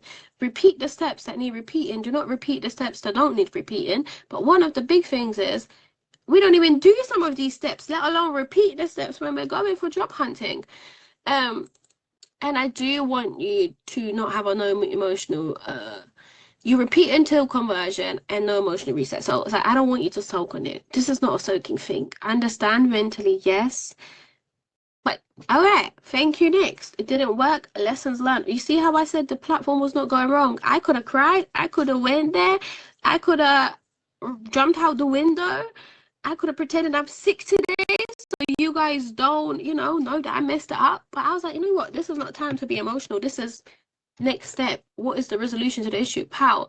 And this is just structured iteration. So I think the way, if you start doing it like this and in your head you start realizing that it's just iteration, hopefully it makes you realize, oh, well, it's not that deep.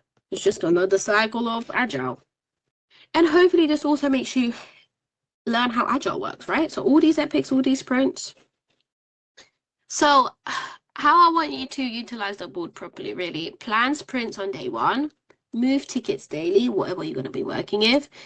Don't apply without logging. I know it's long, but trust me, if you get into this whole systemize it, systemize your job approach and it'll be easy. Close rejected roles intentionally. I would even have a board of rejected roles rather than deleting it. Why? That's one thing actually. You see all of these roles I applied for, I need to check if my board is still there, because what I can basically do is basically now extract that board and just share you every single person that I contacted for that role. So I need to find, but that's also for you as well. Okay, you might have got rejected for that role, but how you know Jake ain't gonna have 2 more roles in a week? You don't know, you know. And don't get mean to recruiters if you don't get a role, because you don't know what role they will come back with. At the end of the day, it's just business, right? If a recruiter didn't put you forward for a role, it's because you didn't make them believe you will be able to secure the money, because that's all it is. They will only put you through, even if they like you, they'll only put you through if they know your value, if they know they can do it, you know. Don't take it personally. It's just business. It's just business, baby. Sprint review should happen every 2 weeks. Sprint, and I remember, actually no, you guys weren't part of it, so maybe what I can do is share the overview for project experience, where we basically go into what agiles and sprint is, and sprint reviews, what they mean. But essentially after every sprint that we finish in project management, it's the sprint review. So how did it go? Ask yourself questions. How many applications? How many interviews? Out of those applications that you got not suitable, did any of those did you connect any with them? Did you bring attention to your role? Did you try call them? Did you try email them? I also want you to be realistic about that. If you think you're just going to apply for a job now and get it, those days are over. This is like 2021 stuff. That's why I was also shocked in 2024, because all the tips that got me a job in 2021 was not working anymore. The market changed so much. So be realistic. You applied to 10 jobs. You didn't try to call none of the recruiters. So what did you expect? You applied to 10 jobs, but you didn't even bother tailoring your CV to one of those jobs, you know? Be realistic in this process, especially since it's just for you. Like, we're not judging, but you need to be realistic. Have you tailored your role? No. Are you sending the same CV? So it doesn't matter if you apply for 20 jobs. Did you call the recruiter? No, I didn't. Did you try and email them? No, I didn't. So what if your CV just got lost? No one. Do you know what I mean? Reflect. How did you get there? Feedback. Did they mention any feedback? You know, even if they mention feedback, do not get defensive, especially during mock interviews. They're uncomfortable. I didn't do my mock. I regret not doing my mock interview sooner, because I would have got hired way quicker. But it was uncomfortable, and the group, we had like an accountability group where we had daily meetings and all of these things. That's another thing. How serious are you guys taking this? We had a meeting every day, calling a daily stand up at 9 a.m. to talk about what jobs are we applying for? Are we got any interviews? Do we need any support? Even those days when you're feeling down, those accountability groups are push. I'm not an early person. When I wasn't working, I would wake up at 2 p.m. These lot stepped on my neck to say, by the time you wake up at 2 p.m., majority of recruiters are already logging off, mate. You need to get up. So those accountability things. So yeah, review it. Conversion rate, feedback themes, positioning gaps, like I said. You can even go back every role that you applied for. Ask ChatGPT, why did I not get that role? You'll easily see your gaps. And you adjust strategically. We don't cry about it. We adjust strategically. We either address the gaps, we either communicate it differently, or we realize that this role is actually not for us at this point. Just because a role is not for you today does not mean the role will not be for you in 6 months. Adjust. Why it works psychology as well. So without structure, rejection feels personal. Rejection becomes data. With structure, rejection becomes data. Without sprints, motivation collapse. With sprints, momentum builds. Without tracking, you feel behind. With tracking, you see progress clearly, and you're able to celebrate those little milestones. So even if you didn't get a job, at least you're then able to essentially, appreciate the amount of work that you put in, appreciate the amount of work that you put in. And you know, you're not desperate, you're running a structured acquisition strategy and professionals operate in sprints. This also allows you to be a project leader, not a little leech, not someone that's desperados. I swear to you guys, until mentally you allow yourself not to stress, which like I said, it's really hard when if you've got kids, if you've got mortgages, like I said, I missed my loan payment. So at the same time, and I was like, it's fine. Whatever's meant for me will never miss me. Whatever missed me was never meant for me. I technically did not believe that. I did not believe that because my energy was still like, oh, I'm gonna need a job. I need a job until you are able to. Shizzle.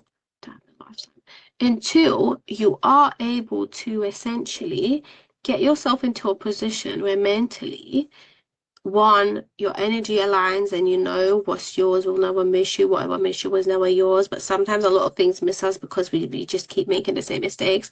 But until mentally and energetically you get to the stage where, you know what, if this is for me, I'll get it. All I can focus is putting in the work. Until you leave the desperation, until you leave the panic, until your energy aligns. I don't know if you guys know about law of attraction. I don't know if you guys know about manifestation. Power of tongue is really strong. If you're constantly saying the market is shit, the market is shit, of course God is going to bring you a shit market. The power of tongue is real. Your energy is real. I don't remember what happened, but I had a breakdown and all because like I said, the loan payment was like next step. That's it. CCJ. I said, CCJ. Do you know how long CCJ stays on you? So that's another thing. If you are missing loan payments not working, I tried to be cheeky. I didn't want to give them a lot of money, so I made my expenses way more to essentially only give them like £20 a month, and they're like, nah, £20 is not enough to satisfy the minimum payment, so it kind of does a missed payment. So again, just be realistic with like things like that as well. But so I had a mental breakdown because I was like, that's it, I'm gonna get a CCJ. Do you know CCJ's even appear at your reference for work? I said, that's it. But then I was like, but it's fine. I said, I'm not gonna get a CCJ because even if I don't get this project management job, I will go and make sure I make the next loan payment. It might not come from project management. It came from events. It came from, I was doing a lot of hospitality back then again, reception work, admin work. It came from that. Covered it. Wasn't panicking. My whole energy changed. Royal Mail came. Another big thing why I secured Royal Mail is in this project get hired accountability circle that we had, Dean was part of the circle. I don't know if you guys have met Dean by now, but hopefully if you're all part of our normal meetings, Dean came to this, and Dean was also a senior PMO.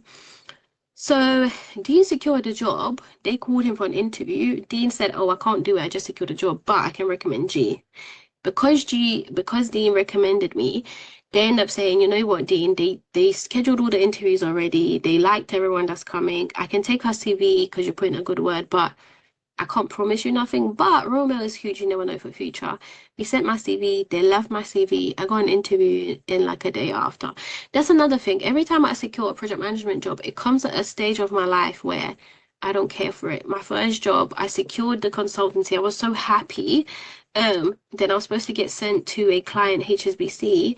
Just before I got sent to a client, my friend passed away. So I, till this day, feel like I feel bad because when I was grieving, I did not care about project management. I didn't care. I didn't care about work. I didn't care about meetings. So till this day, I feel like HSBC doesn't know my true potential. But because I was grieving, I didn't care about it. When I got this interview for contractor role, my dog was going into an emergency surgery, and I didn't think she was gonna make it. So when they're like, "You got an interview," I was like, my dog. Obviously, I wasn't fully crying like that, but I was like, oh my God, like, it's just crazy because like today is not an excitement day for me. So that's another thing that we think all these job things like securing a job is so important, but when things happen like that, it makes you realize. And with all due respect, if my friend was still here, I would give away this whole thing. I would give away project would take over. I would give away the contract rate that I get. I would give everything in a heartbeat to get her back. But I remember that year, that's all I wanted. That's all I wanted is my just project management job, then POW. And actually, before I got my project management job, I got run over. So I wasn't walking for like good 3 to 4 months. I didn't care about the project job. All I wanted is my legs back. All I wanted is to take a step. All I wanted is to go and actually walk outside by myself, not having people to push me around and carry stuff like my phone. So I will say, I know this right now feels like, oh my God, I just need this job so bad and project management is everything. But I promise to you, when it comes to these things, you start realizing how a lot of it doesn't matter. So I don't want you to sit here and stress out about it. I don't want you to sit there and miss out on enjoying life because, like I said, I would give a I love project management, but if I could get some of these things back, I would give it away in a heartbeat. Like project management doesn't mean anything to me. Like even project will take over. Like of course, like even last night, someone's like, "Oh, what a disaster!" And I was like, "Well, you know what? No, my mom dying is a disaster. Someone in project will take over dying or something happening is a disaster. If the community platform didn't go live this morning, that's not a disaster, you know."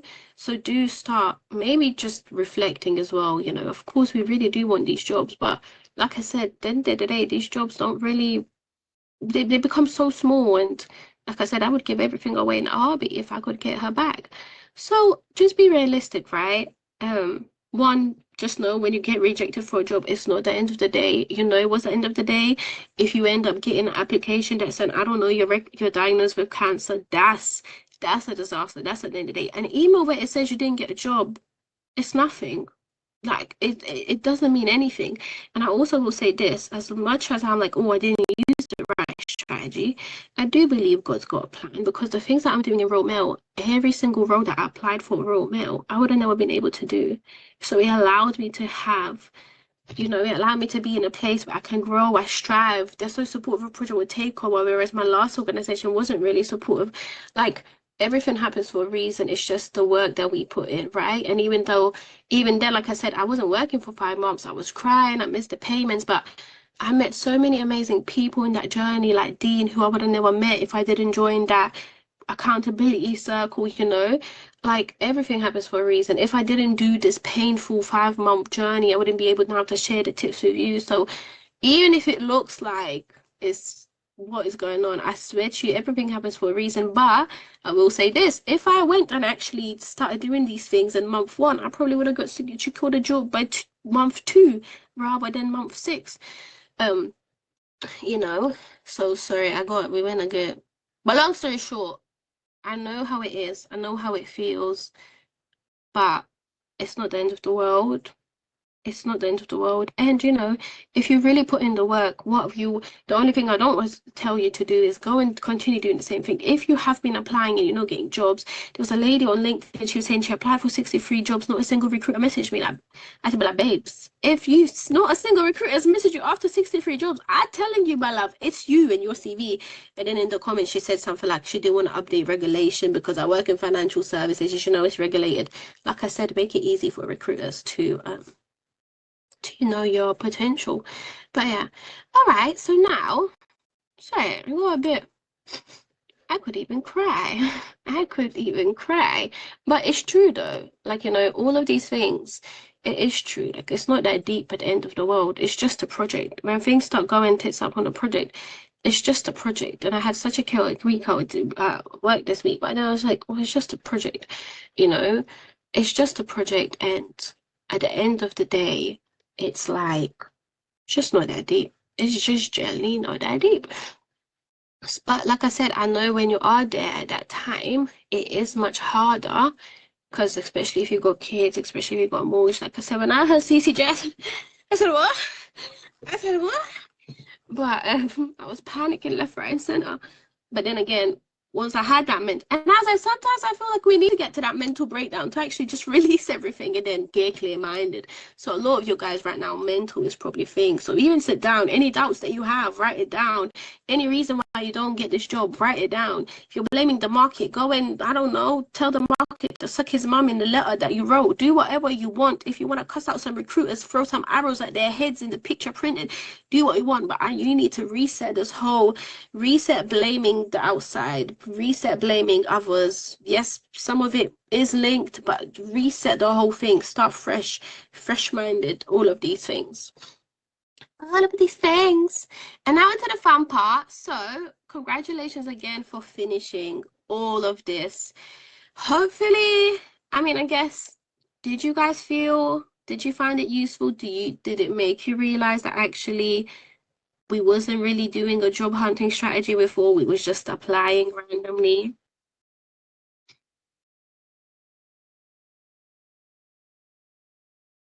Yeah, beautiful.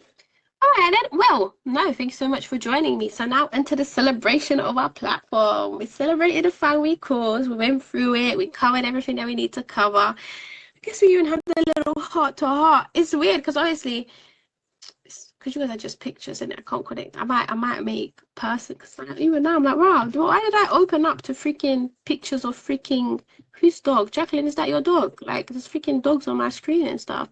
I mean, at least I see Michael over here looking cute, but still, it's not real. Um, so no, thank you for staying with us. So now, should we do a little countdown? Let's do a little countdown for PWTO Takeover platform reveal. Should we do a little 5, 4, 3, 2. 3, 2, 1. Wait, I wanted to. Oh, never mind. There's no confetti. We're not on Google. I was gonna do the little confetti ones. So welcome. One shocker, you was actually supposed to go to our website. However, on Thursday we realized that the website is not functioning as it should be. At 1 a.m., I'm trying to publish this whole thing. It says you need to verify your email. As I'm verifying my email, I put Gmail, not Gmail. I can't verify the email. At 1:30, I'm there like, it says you can't publish until you verify your email. So at 1:30, I'm there like, that's it. Like, we can't do it. So guess what? I did sit there the whole night and I transferred all of the website into a new website because I made that spelling mistake. However, this is a great example of me not managing risk effectively as a team, especially for Project One. Basically, when we was creating this Patreon, I did see verify thing. I clicked verify and I saw that the email was wrong. I did message them, but they never responded to me. So what I should have chased them to verify my email so I can launch the freaking platform. We just left it. So effectively, if we put it into our raid log that we had for Project One, we basically would not have had this issue. So this is also an example how this issue didn't need to be an issue because it did appear as a risk, but because we didn't mitigate it, it became an issue. But like I said, I didn't lose my marbles because one, we'll always have risks, we'll always have issues. What is the resolution? What is the next step that we can take? And I think me having that mentality, like this whole week, guys, you won't believe the chaos that I've had. Like raw mail, the project I'm on went all tits up. I needed to work there till like 8 p.m. and at 8 p.m. I'm like, no, I should have been working already on this. So I've had such a hectic week, but I feel like in project management, it's all about traction. It's all about the next steps. Things will happen, change will happen, but how do we keep pushing? So this became a lovely example of effective project management and not effective project management because like I said, it appeared. No, thank you. So let me take you guys through it. So essentially Patreon was just going to be the community aspect of it. So now we're going to have community and courses on here.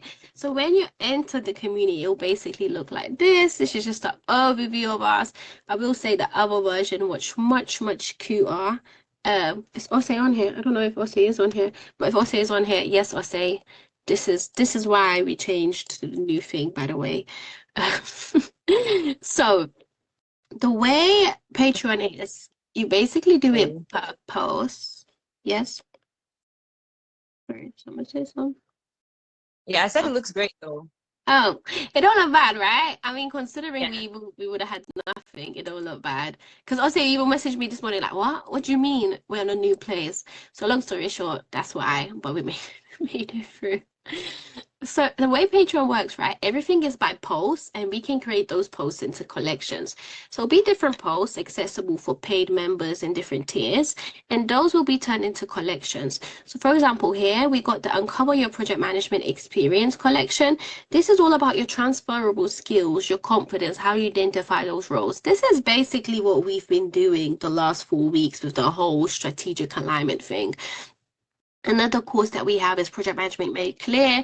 So like I said, turns out a lot of you guys are applying for project management, but you don't know Project Management Foundation. So this is where that will cover, and the PWTO Landing System series. So essentially we covered the job hunting strategy and everything that you need to do. This PWTO landing system series is where I actually show you how to do these things. Another collection that we have is the opportunities vault. So that links nicely into what you mentioned, Michael, earlier. It's basically a list of all of the recruitment agencies and stuff that I recommend. And we got another one for project management Q&A.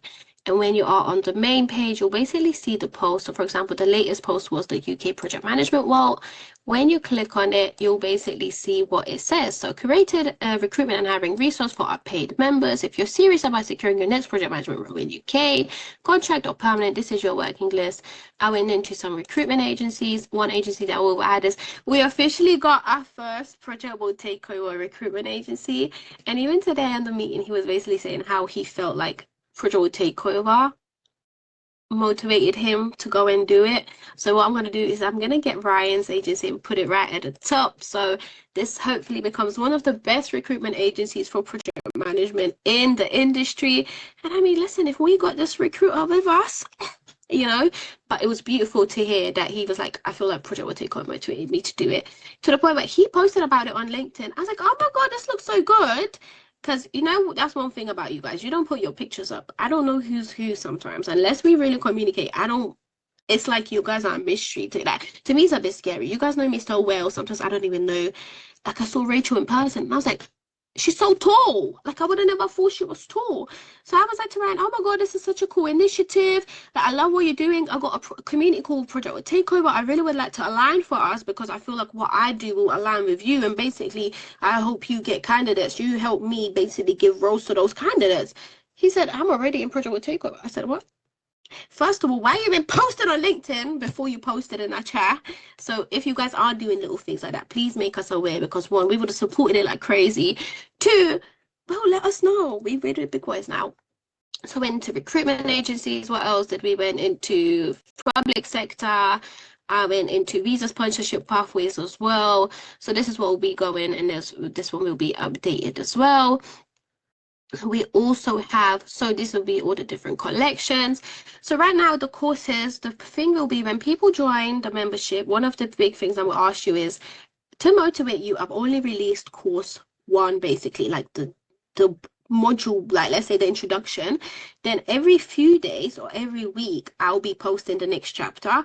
Or if people, like let's say 10 people say I've completed this chapter, I'll release it early. Hopefully a little fun game, a little motivation, a little countdown stuff. So right now every course in here will only have 1, and then when you get there you're gonna have to vote. Do we want to release it every few days or do we want to release it weekly? Recent posts and products as well. So the way you can actually join us is, so you can, if you want to buy the courses individually, you can. I price them, and the way I price them, because hopefully it pushes you off going for the course. Why would you go for the course when you go for the membership, get it cheaper? Why I want you to go for the membership rather than the course? Accountability going together, the progress. That's the only reason I want you to kind of join the community rather than doing the course. But I mean, of course, who am I to say no to free money? So if you want to give me some money, bring me. Feed a Lithuanian child. I bought a house now, guys. We're going to be moving in like a few weeks. So please cover Lithuanian child's mortgage, please. So when it comes to memberships, these are the different memberships that you guys can choose from. One of your memberships will be a free membership, and that's basically a general membership to the hub. It's not really going to have access to much courses or anything like that. It'll just be few, community hubs, few central posts, getting updates from Project Takeover and stuff like that. That's what a free membership is. Then to make it affordable, I was like, you know what, let's do like a cheaper membership as well. So we got the PWTO Mastermind Circle as well. So for £13.99, which is actually way less than Netflix or gym that you never go to, or the coffee that you keep wasting that doesn't get you a job. This is for project management professionals who are serious about growing in project management. So we're gonna have a monthly mastermind Q&A. Another big thing of our platform right now is on WhatsApp. You can't find nothing. Any questions that you have is gone. So I wanted to have one place, all the Q&As, and then we're gonna take those Q&As and do a monthly meeting where we go through these Q&As. career focused discussion page as well. Again, in Project Takeover, we do have those in the WhatsApp, but left, right, center, me and Yvonne start talking about life and stuff as well, you know. So we'll have one career focused discussion space where you can really talk about that, and you can always refer. I'm going to send you one practical project management framework each month, maybe even to make it fun. I'll even get it from, let's say, people from the community to share theirs as well. And we're going to have a quarterly career progression session. This is the session where we really just go through, like, you know, our goals and everything that we really wanted to achieve. And this is actually what is going to get you the list of recommended project management recruitment agencies. So with this membership, you'll basically get access to all the opportunities that we had. And what I'm going to do is I'm going to continuously continue feeding it. So by the time it becomes like a crazy big thing as well. And the outcome I want you to get through this mastermind circle is I want to build your confidence and direction inside the room, in the right room. And you're going to get a free course. So translating your project management experience. Again, we did go through it in this job hunting, but this one is like more like step by step into more detail. So if you're joining us, even if you did do all those exercises, I highly encourage you to go to this translating your PM experience, because, well, I went into a little bit more detail on all of these things. So you never know. Again, this is for entry-level people and people who are going for senior roles, because entry-level people think they don't have experience. Senior role people don't think they don't have enough experience. Then next one as well is, oh, actually, I'm gonna give you guys the link if anyone does want to join. So next, the PWTO accountability circle, right? This is all about, let's keep the progress going, and it's all about professionals who are ready to stop drifting and start executing.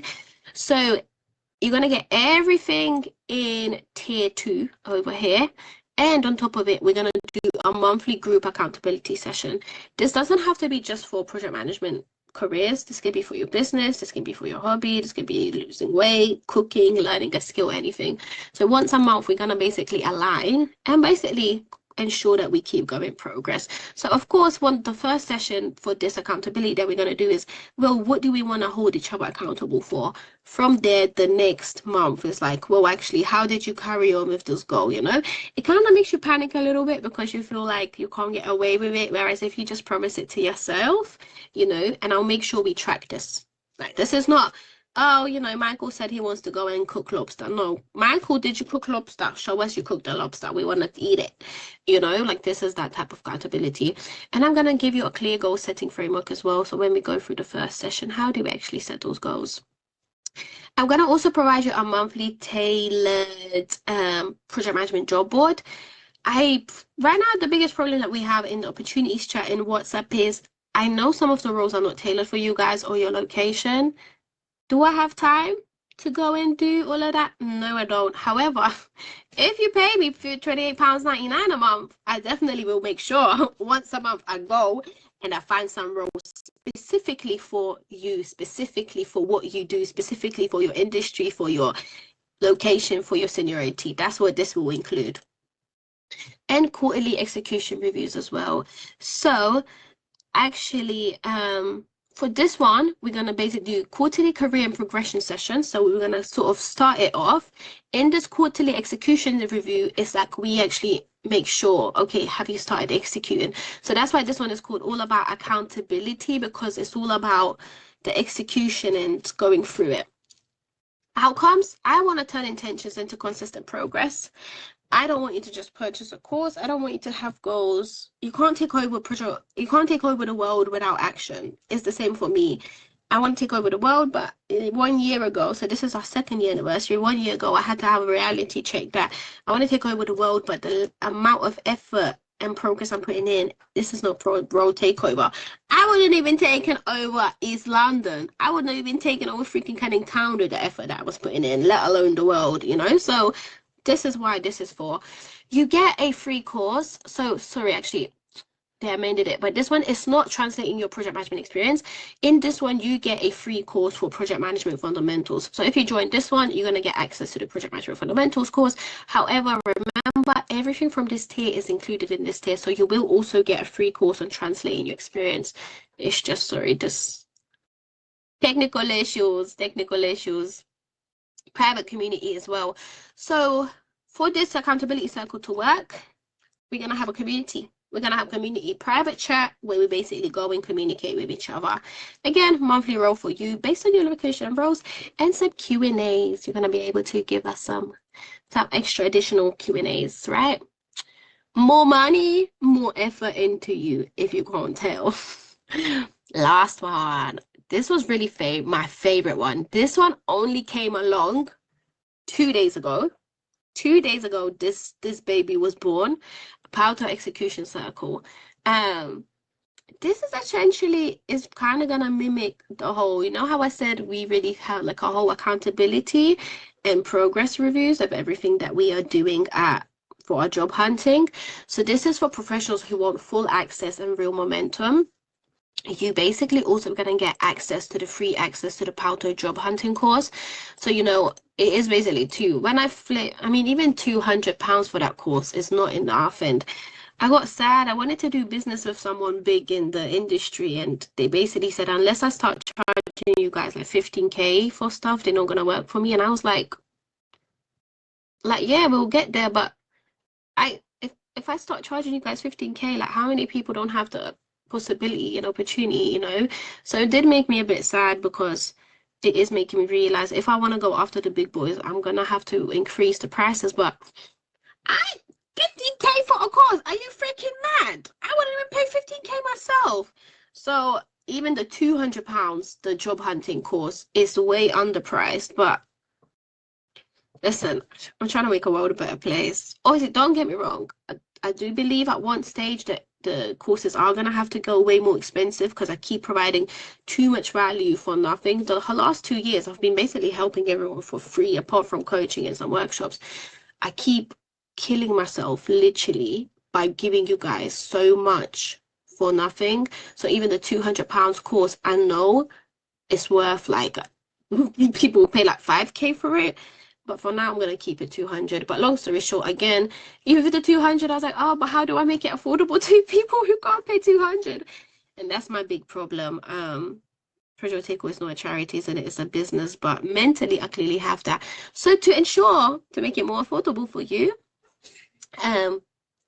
is the execution circle. So that's $48.99 a month, and this is for professionals who want full access and momentum. You get free access to the PWTO job hunting course. Remember, you also get everything in this tier and in this tier. So you will be getting the translating your project management course, as well as your project management fundamentals course. We're gonna have bi-weekly execution sessions to secure a role or promotion. So in these bi-weekly sessions, that's where I'll be asking people what have they done, what module are they in, what actions have they taken from that module, what is the next step till the next execution session. So hopefully, one, it makes you feel like someone's on your neck, and two, the way I want to grow this execution session is that it's not GG session, it's a group session. Because like I said, what helped us is being a group, right? What helped us is knowing each other's value. What helped us is Dean recommended me for the role. If I wasn't part of the group and he didn't see my growth, he wouldn't have recommended me. So that's another big part of your job hunting. Network with people in the same journeys as you. You always got you guys. And I mean, even me, just in reality, we always go after big business owners. We always go after the big boys. But they're so far away from our journey. It's those people that are with you, the people that can see a role and be like, you know what, I'm going to also send it to you because I know that applies to you, and that's in Southampton.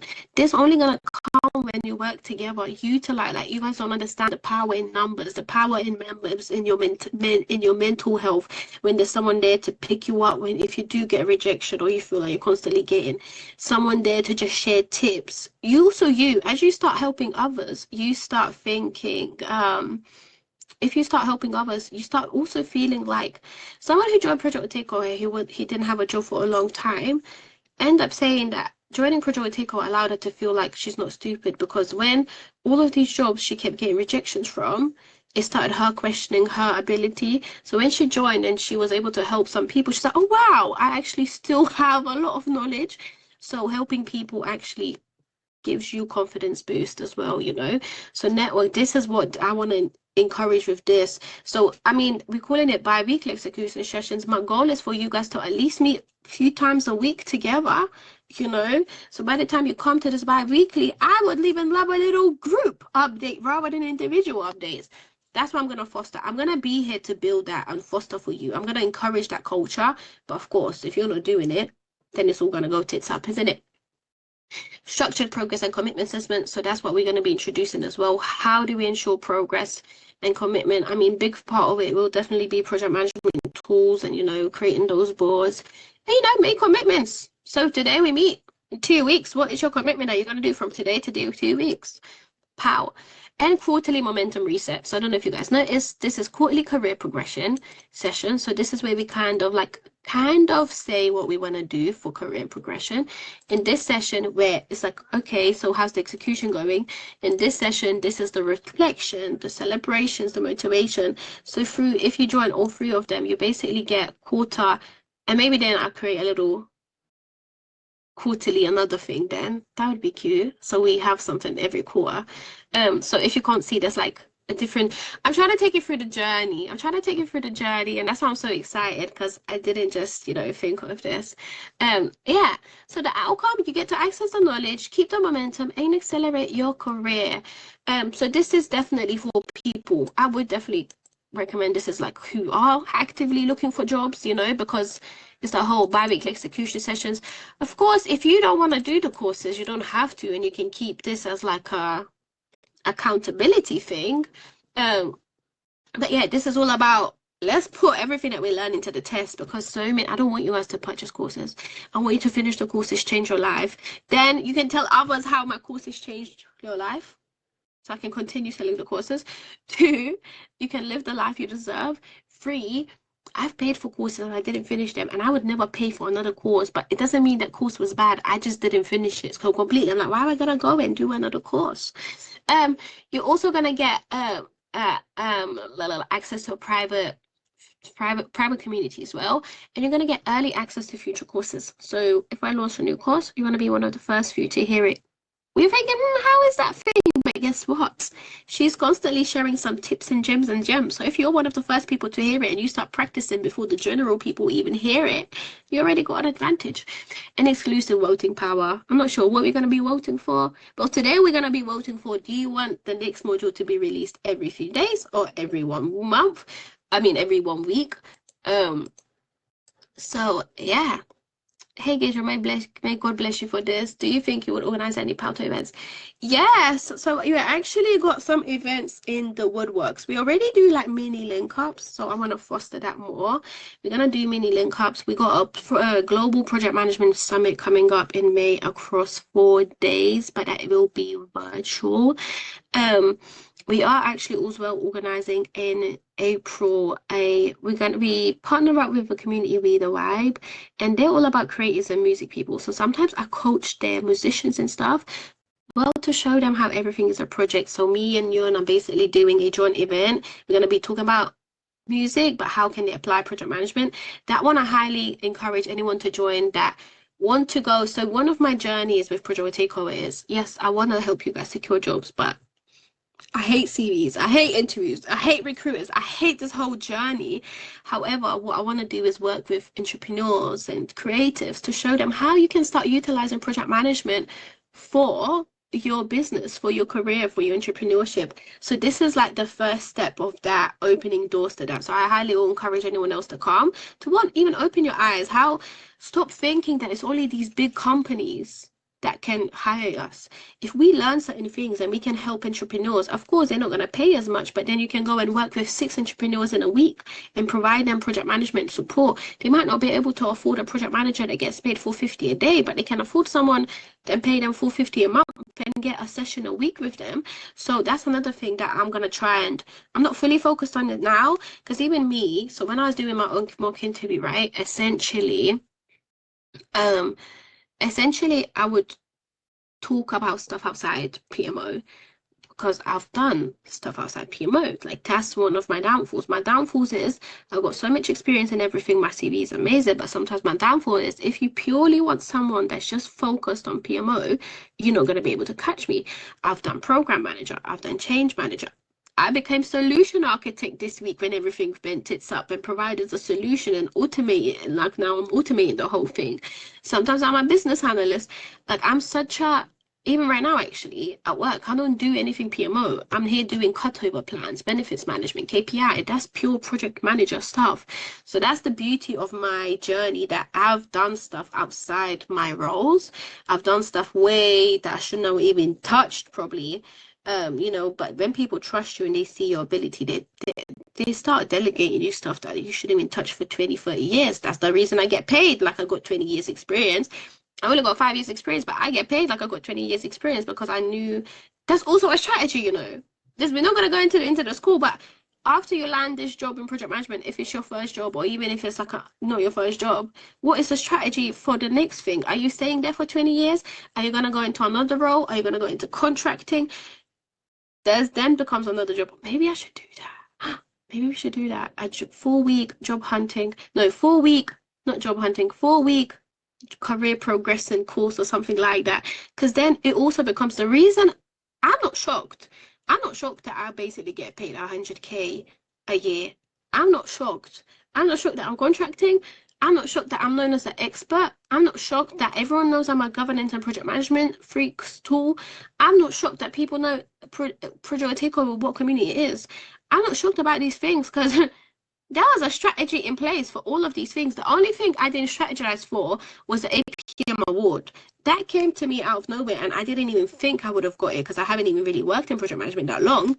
So that's the only thing that shocked me in my journey. Apart from everything else, none of these things are coincidence. None of these things are not a single thing. The fact that I'm contracting, it's not coincidence, as I knew where I wanted to get to and I created a strategy for it. So that's another thing. You don't have to work for 20, 30 years to get to quicker, but you need to know what you're doing rather than just lingering around. So that becomes a whole nother strategy for, but see, my brain, I hate how it works. I'm all excited. So yeah, we will be basically doing events, but why I started telling you that story is when I was answering stuff, they'll be like, well, gee, you're not answering like PMO, you're answering like program manager. I'm like, well, but I've did it. They're like, you're not going to pass this role. They don't need a program manager here. They need a PMO. So one of the big boys, I actually really like him. I'm going to ask him to come back. One of the big boys, Saeed, was like, good luck with Romeo. And even when I got the interview, he said, I'm glad you got this, but I was going to basically tell you to stop applying for these big roles and go and start working with entrepreneurs and startups because essentially you got so much knowledge from outside PMO that if you went for like a smaller SME organization, they would even allow you to do all of these things. And that's clearly your passion. Like, I don't mind that I've done stuff way outside my roles and responsibilities. Like, I love it. I love the whole aspect of all these different roles that I've done, you know? But he was even going to tell me, like, stop going for big organizations because one of your downfalls now is they're going to want to put you in a bucket that's so small. And I'm not going to lie, it happens a lot at work, guys. Like, sometimes things that I want to do, I'm just not able to do it, especially as PMO. So I'm all about governance and process improvement. Work doesn't feel like that's a benefit to them because if I improve a process, you don't realize that it brings you money. They think like it doesn't make them money, but what makes them money is people are way more efficient, less manual errors. We know what we're doing. So it's really sad that a lot of my career, actually, the things that I knew I wanted to implement, I wasn't even able to implement because the business doesn't see the benefit of it. So that's why my goal is really to go to entrepreneurs and startups and stuff. Because one, if I want to change stuff in Romel, you know, I probably need to get like 20, 30 people to agree on it. As an entrepreneur, I only need one person to agree with it and let me run with it. So that's where not now, because, you know, we need to get this thing. And even when I went to the session with Timothy, the main thing was, whatever you're doing at the start, it should be boring. It should be a repetitive process until for 3 months you get to a place where it's working, then you can move on to the next thing. So it's the same for your job hunting. It should become a boring process of you doing the same thing again and again, from the CVs to the recruiters, how to find them, the feedback will be boring. And even that's the stage PWTO is at right now. I need to get to the comfortability of it being boring. So yes, we released this today, but rather than going, all right, we released the platform, let me go speak to entrepreneurs, it's let me structurize it for the next 3 months, ensure it's a system in place, it's a process in place that allows us to, you know, move and go through with it. So it'll be the same for your job hunting. But the reason I started telling that story is because that's my goal, right? To work with smaller businesses, entrepreneurs, creatives. So if you start coming to these events that, let's say, what we're hosting with Yon, hopefully it also makes you realize that, wow, it's not just Royal Mail, Barclays, and HSBC that needs it. Especially for someone like Michael, if you want to go for a creative agency, even if you went for someone like Apple, there's only so much creativity you can do, because if it doesn't link to their strategic alignment or their vision, that's it. But if you went to an entrepreneur or musician, the amount of creativity you can do is completely out the window. So also realize that you can not go for roles just inside it. But don't get me wrong, as your first role, even as a creative, I'm not hiring you if you don't understand how project management and stuff works. So you obviously need to work on how to do it and stuff like that. But yeah, what did I want to say? Some people are solo players, some are team players. Project management is all about teamwork. So being part of community is a must for every aspect in PM. 100%. And you know, actually, another thing, guys, I'm having a lot of issues on the current project. Teams not collaborating. Individually, amazing. Individually, the most amazing people and most expertise. As a team, no collaboration. And I was digging into the root cause, because you see me, guys, I'm a collaborative girl. I'm able to get a lot of collaboration going. Actually, I don't know anymore. Do you guys feel like I encourage collaboration in here? I don't know anymore. Now I'm doubting myself. Look at me. Basically, they come from BAU activity, so usually they don't work in project management. When you're so used to, when you are so used to working in BAU by yourself, when you come into the project environment, this is where my pickle is. The people that are currently working on my projects are not really from project management. When you work on big change projects, a lot of your project managers will basically be just normal business areas, because the change is so big, it will impact the business, so you need to work with them. And that's why they don't really care about plans and risks, so they feel like it's like a pain to them. Some, don't get me wrong, like, it's amazing to see how they started loving project management. Then I used to doubt my love for project management, because constantly they'd be like, oh, project management is a pain, so yeah, that's the biggest problem. And the way, and I know this is obviously not the work experience school, but the way some of you guys have been handling collaborating in the work experience school, I'm like, oh my God, I'm fostering the next generation of these uncollaborative folks, you know, because I know the easy solution is like, all right, just leave the group, do it by yourself. But I don't really do anything in project management by myself. Don't get me wrong, I do it, but then I'm with people all the time. That's one of my biggest roles. Like, we're with people, we communicate with people, we work together. So even if you don't like someone, you're gonna have to continue working with them, you know. Oh, thank you so much, Jacqueline, for joining us. I can't wait. But yeah, make sure you guys join the community. Even if you guys don't want to pay for membership, at least join for free. And then of course we got our WhatsApp group that will continue as well. So yeah, 100%. Trying to find 8 different places, perhaps working for agencies, but always to get foot in the door and explore those avenues. Yeah, I'm not gonna lie. I think the first thing would definitely be for people to, well, you at least need, because I'm not even gonna lie to you. I wouldn't even hire people myself. Like, if someone came to me and was like, I've never done project management, let me project manage. Why the hell am I gonna hire you? And that's, I think, why another reason I decided to stay at work, because I get to work on these projects that are like 360 billion pounds. When I would have touched it by myself. But now when I go speak to companies, like, well, I've handled a 360 billion budget. So with all due respect, your 30k budget to me, easy peasy lemon squeezy. So yeah, definitely get your foot through the door, then explore. Which of these memberships would you recommend for us? No bias, defeating the Lithuanian girl. Well, okay, so if you're job hunting, right? If you're job hunting and you actually know how to do your CV, if you're actually been securing interviews, passing your interviews, and you actually are working right now, there's no way you need to be in the execution circle. You only need in the execution circle if you're currently want to look for work, or if you're basically want to go for a promotion. If you're not going for all of these things, it doesn't make sense for you to be in the execution circle. One of the big benefits of the execution circle is, of course, the fact that you get the job hunting landing system, right? So if you're currently not job hunting, there's no point you being in the execution circle. How to accountability circle. I mean, there's no point you kind of, I guess, being in it if there is nothing that you want to achieve right now. Like if there's nothing, if you don't really have any goals, if you're not looking for a job, if you don't want to lose weight, or if you don't want to start a business, if you don't, like, there's no point joining something that's so goal settings and focused, you know.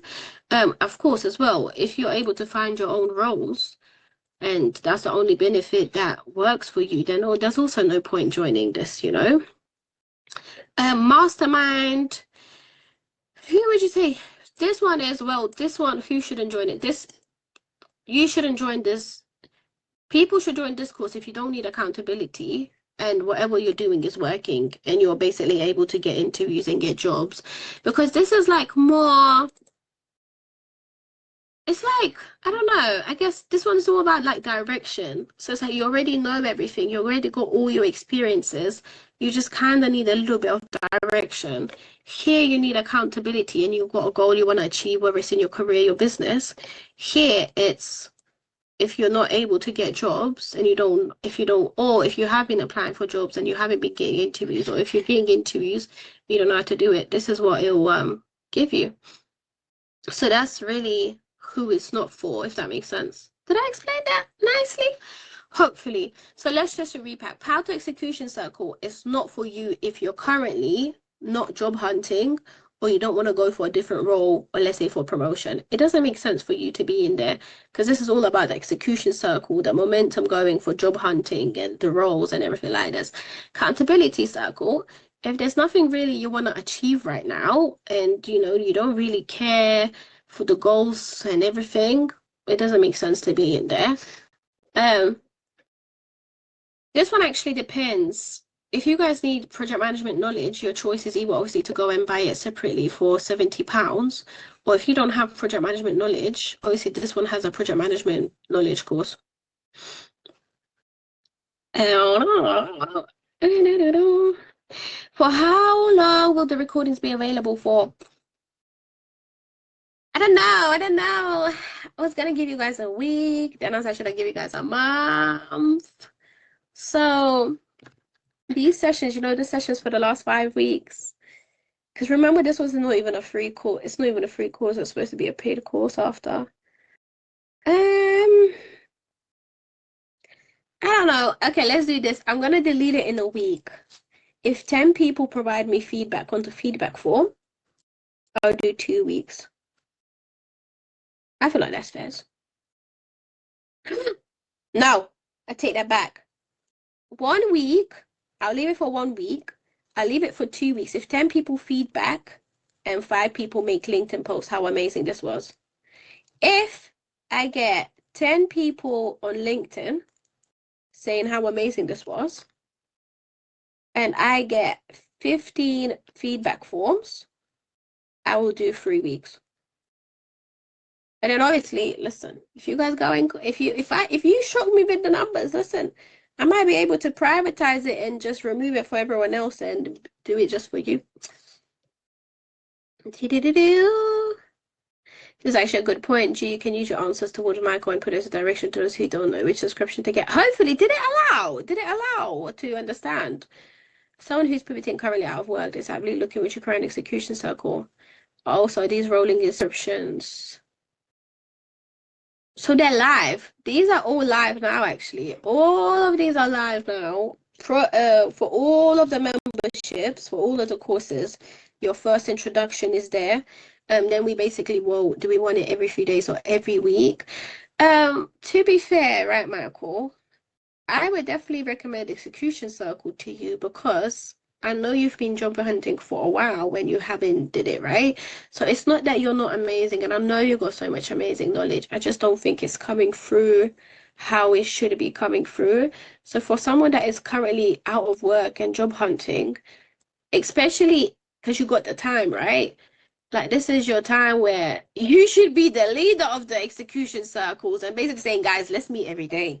I need us to start progressing. So if you're currently not working, I definitely say PWTO execution circle, because, well, obviously it provides you with the system to the job landing system. Or if you feel like whatever you have been doing is working, then, you know, but then if whatever we was doing is working, we wouldn't still be job hunting, ain't we? We should make it a month. I'll make it a month. Let me tell you guys how I'll make it a month for free if we get 20 people feedback on LinkedIn and I get 20 people on the form. I mean, doable. That's doable. So really it's up to you guys. Are you gonna encourage your colleagues? Yes, this is per month. So can you see here? Per month, per month, per month. So this is, and that's obviously why it's cheaper, right? Than just buying something up front, because it's per month. I mean, yeah. Yes, so this is basically, it's like a gym membership. But you don't do the contract with me, you do the contract with Patreon. So me and you, we're not involved. It's you and Patreon that pay me. Basically, you pay Patreon, Patreon takes the cut, they charge me, they take like 10%. That's actually true. I didn't even consider how much fees they will be taking from me. So I might actually even have to reflect these on the prices after. Very doable. There's 16 people on the call. Yes, Amy. Very doable. 16 people on the call. 564 people signed up for the course. So I mean, 20 people is nothing. Yeah, I've really worked on my CV last few weeks, and it should be all good. I think interviews are coming. Amen. Fingers crossed for you. Honestly, fingers crossed for you. I can't wait. I can't wait for all of you guys to get just after you get the interview, don't feel like it's the last thing, right? Because the biggest mistake people make is then they don't prep for the interview. That's what this as well shows you. So the job landing system shows you your CV structure, how to reach out to recruiters. It shows you how to prep for your interview, how to do your interview, and LinkedIn optimization as well. All of these things are basically in the job landing system.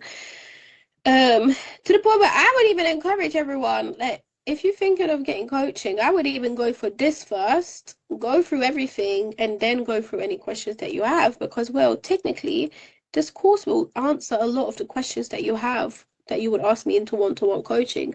Of course, unless you want quicker results, then that's when coaching comes in. And obviously, your last option is coaching. Coaching comes in where this is very generic, right? This is not, none of these will be tailored to you apart from your job board.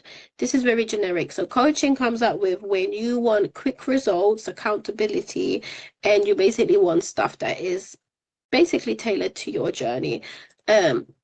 However, I do think like even like project management, like there's so many of the same questions you guys ask me. Now I'm gonna be like, go and do the guide of project management, then go. Bang. I'm all in being active in LinkedIn anyway, so just need to do the link form and you can consider my bid. Yes. No, Mavis is leaving us like my father. Gotta go to go. Also, thank you for the course. It's been really helped a lot of things put in perspective and connect. Amen. Amen. Could you drop a link for the course so we can create this one, please?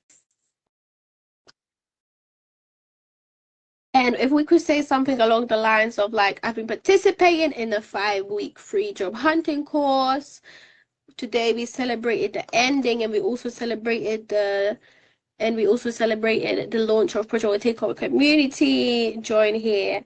That's true. New terms and conditions. Thank you, Michael. You just made it more difficult.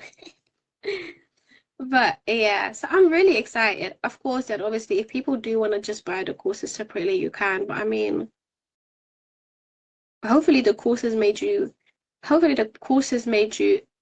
be like, nah, membership. Because I mean, why would you pay £50 to uncover your project management experience when you can pay £50, but you can pay way less and get a membership?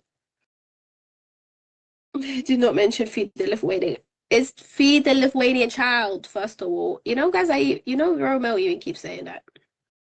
Romeo even keeps talking about, oh, sorry. I wanted to make myself bigger because I'm a cutie pie. Oh, where is she? Oh, I can't make myself bigger.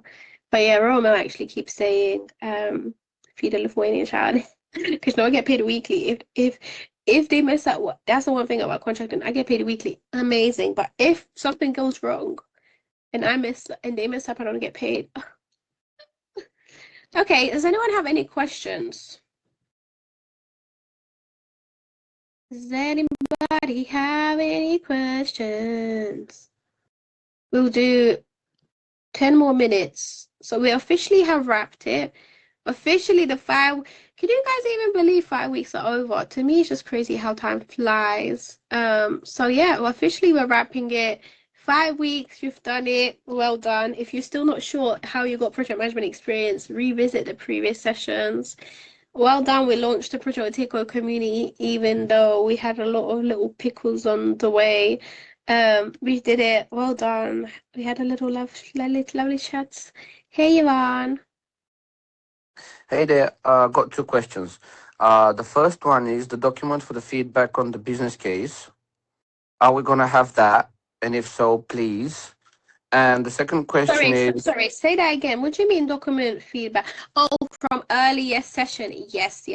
Project yeah, that 102. one, if we can have it, so I can. I also asked Eddie about our business case, so I can have our business case and I have your feedback, and I can compare and learn what to do, what to avoid, and all these kind of things, so I have a better structure in my own mind about the business case overall.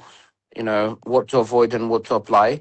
There's the first question, if we can have that document. And the second question is again about a document that we discussed earlier on, about all the epics and everything that you were discussing and detailing. Are we going to have that one as well? That one depends if you submit a form. Anyone that submits a form, I will share it with them. Anyone that doesn't bother to submit a form, I am gatekeeping it. Send me the form. Done.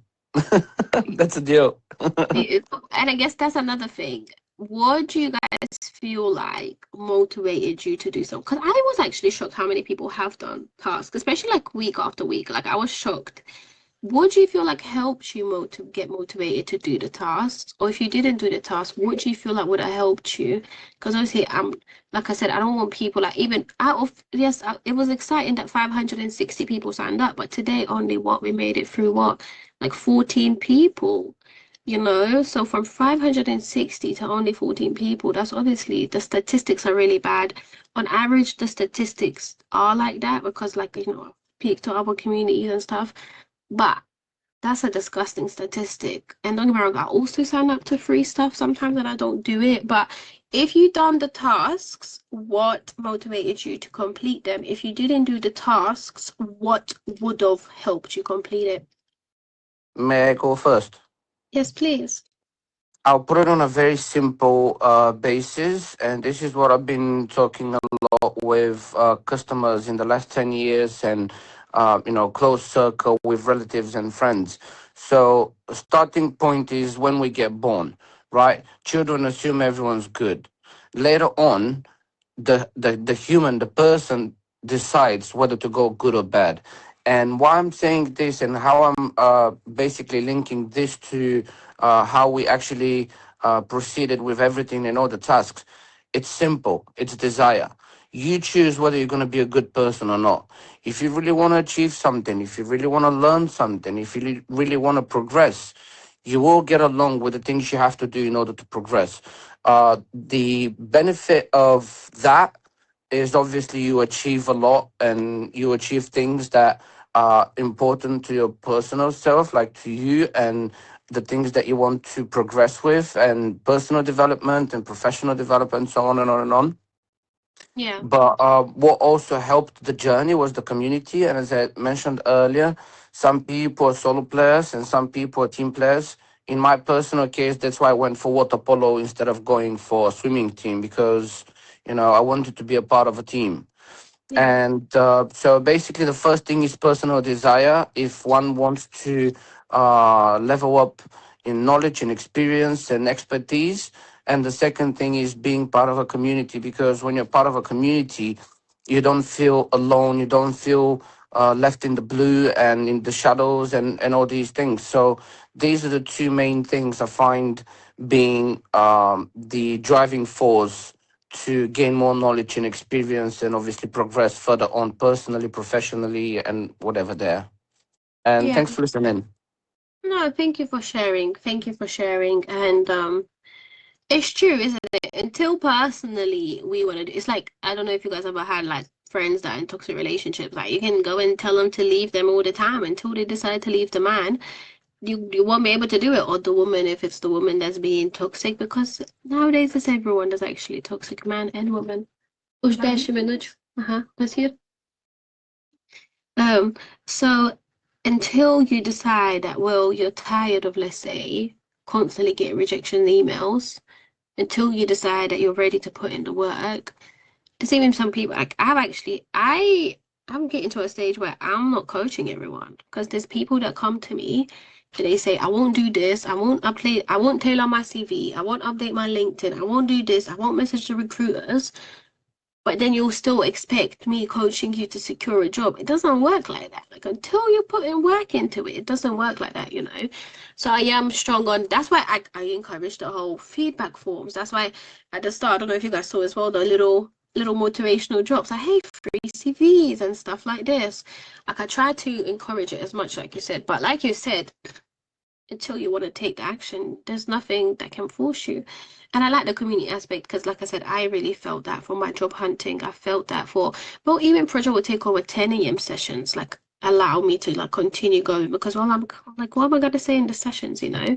So that's why we really wanted to create that accountability and execution circle, because community, I think it's a big thing. I think it's those days when you're like, can't be bothered. That's when the community really comes in and panned, you know? So definitely.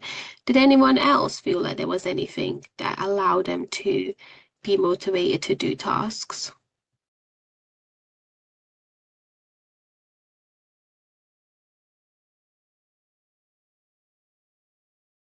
So you guys telling me I didn't motivate you? Is that what you're telling me?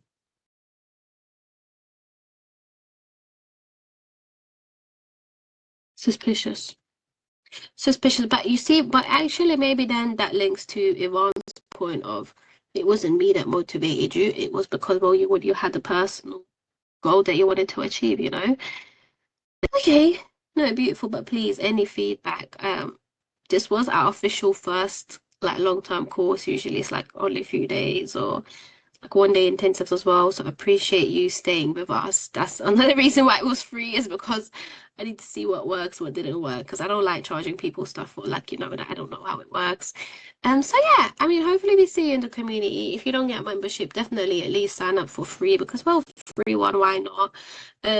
Work experience, we are going to continue work experience projects with Project Takeover. So if you do drop me a message if you want to join the next cohort. When it will be, I'm not too sure. I was gonna make the music event a work experience, but guys, the other week I spent like 4 or 5 hours reviewing business cases, and I was sitting there like, I can't do this anymore. So I don't know if we're gonna. The next cohort definitely will probably not be the music one, because it's just a lot of time. And I think that's another thing. Like, yes, this was free, but it cost me a lot of time to carry this out for you guys. So I also hopes that, you know, people was like, oh, yes, this is a free course, but Gigi is paying in her time and her dedication and stuff, you know. But that is one thing that I will say. For the last 2 years, I've enjoyed helping so many people for free. I've enjoyed even the community being free and everything. But people who get stuff for free chew it up, spit me out, and eat it. Whereas people that actually pay me don't even like have like, I don't know. And I feel like the free stuff as well, it maybe because it's free, that's why people are not, like, imagine if you paid like £200 for this 5-week course. I bet we would have had 500 people join every day, because, well, you would have felt like, it's not free. Whereas when stuff is free, like, might as well not do it, you know. So I am I do think us will actually start monetizing a lot of these things. Should basically get a lot of more serious people, especially for work experience. Because, you know what I mean, for work experience as well, out of like 230 people, we made it to 14 people for Project One. And in the end, those even 14 people didn't participate. I would say we ended Project One with basically good 5 people in it from 250 people. That is, well, it's because it's free. Thank you, Amelia. Thank you so much. And actually, I need to catch up with you for all of that. You know, I want to make everything more friendly and stuff, all the courses. Oh, another thing. So if you are signing up for any of those courses, if you do have any special requirements, like you need special backgrounds, any color letters and different font sizes, do drop me a message. I mean, I do want to get to a stage where every single course that we do is there as an option. But then apparently you guys are all different colors, all different sizes and stuff, like also different needs. So if you do see anything in the community that you feel like should be more accessible for your needs, let me know. Let me know. I've heard blue backgrounds, I've heard red letters, I've heard, yeah, yesterday someone was telling me about yellow letter background. So whatever accessibility needs you have, do let me know. Another thing, I'm very aware that a lot of people, especially in the work experience, well, and across UK, have a digital gap on Excel, Word, writing emails. And I know for you guys probably think like, how can you not know how to write an email? But how would you know to write an email if you never worked anywhere where you had to write an email? Or if you went to school back in the day when they didn't really encourage you to like do ICT and all of these things. So we will be doing some free courses. One of the first courses that we'll be doing is Excel, where Pawan is going to basically take you through all the, like, these will be sessions like like this will be like, this is Excel, this is how you open Excel, this is what home means, this is how you enter stuff, this is how things, and we will progress it. But essentially we do have those sessions coming up. We were supposed to do it in, I need to double check with him. We were supposed to do it in March, but he was supposed to confirm with me. So the first one will definitely be in March. Then actually, Svetlana said she will help me with some PowerPoint sessions as well. So we got some PowerPoint sessions coming up. We've got some Word sessions coming up. If anyone else would like to get involved in this initiative, do let me know. So just, you have to assume that you're teaching a kid, right? Even writing an email. What is an email? An email is to pass information. Usually we start an email with dear or hello, so they know who's addressed. To means the person that you'll be sending it to. These little things, I know to you guys, it's probably like, what is so simple, but to some people it could actually provide opportunities. I mean, even setting up teams, meetings, anything. If there's anything that you feel like you would support with and help with, do let me know. Because, well, when the digital gap people were speaking to us, it was already sad. But then for me to hear people personally in the community struggling with it, that's when the reality kicked in, that like I always wanted to help bridge the digital gap, but now the reality has kicked in. Well, the time is now. So we are basically focusing on that in the next month as well. So if anyone else would like to get involved and help us out, like anything simple, like, hey, just like think about a kid. Like imagine if you're talking to a 5-year-old kid and they know nothing about computers, or granddad that's 60 years old. If they know nothing about computers, what would you teach them? Would love sessions how to work Zoom Teams as a host. See, like screen sharing and all these little emojis mean. So please, guys, nothing is silly. Anything, if you've got a little passion about something, let me know. Let me explore your passion, you know. But yeah, the 5-week session has helped me discover and align my why. With your support, I've been following it through. Grateful for the progress and hope successful results. Thank you, Pauta and Gorgeous She.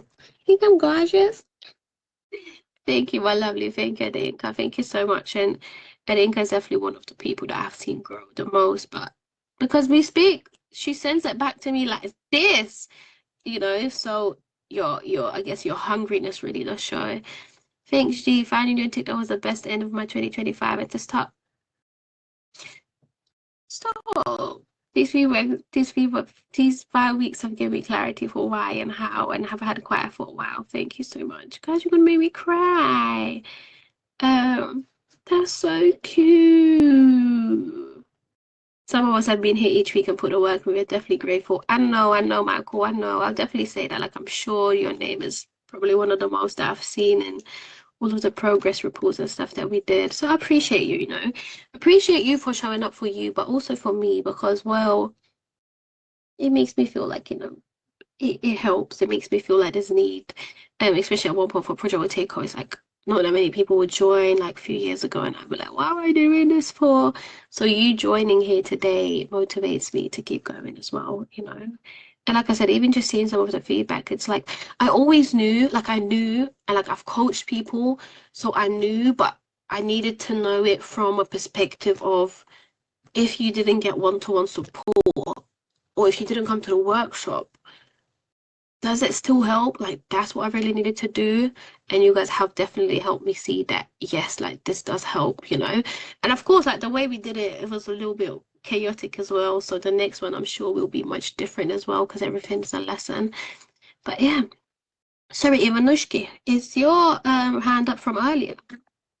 No, no. I put it down and put it back up. I would just like to highlight the last couple of messages from Eddie and Amelia and Eddie and all the people that just responded to like giving feedback. What I would like to say though is like when you have something for free, you just literally mentioned it earlier on, like literally a couple of minutes ago, that when something's for free, you can see the engagement.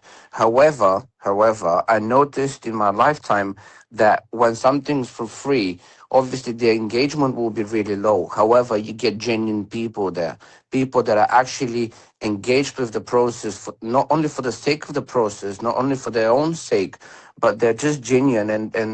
And these people usually go for a long term stuff. They don't usually commit for short term things and projects. You know, so regardless of the low engagement, I believe that those people that are in the chat now, they definitely have a long term position in the whole community and in the whole process of PWTO and everything. So that's a good thing. And you better have a few genuine and straightforward people that will tell you when you do something wrong, or you're such. I'm not going to use bad words, but you get my point. You know, they'll actually curse on you for doing bad things, but they'll be straightforward and they'll be genuine, and there will be no hidden points, you know. And these are the people that you need, because when you do something silly, they'll come and tell you you actually did something silly, and they'll make you think about it, and they'll do the brainstorming. And regardless of the few people that are actually still participating, it's a good thing, because those that will be paying, they will be engaging, because like one of my managers back in the days told me, if you cannot hit their mind, hit their pocket, and then they're gonna act, you know.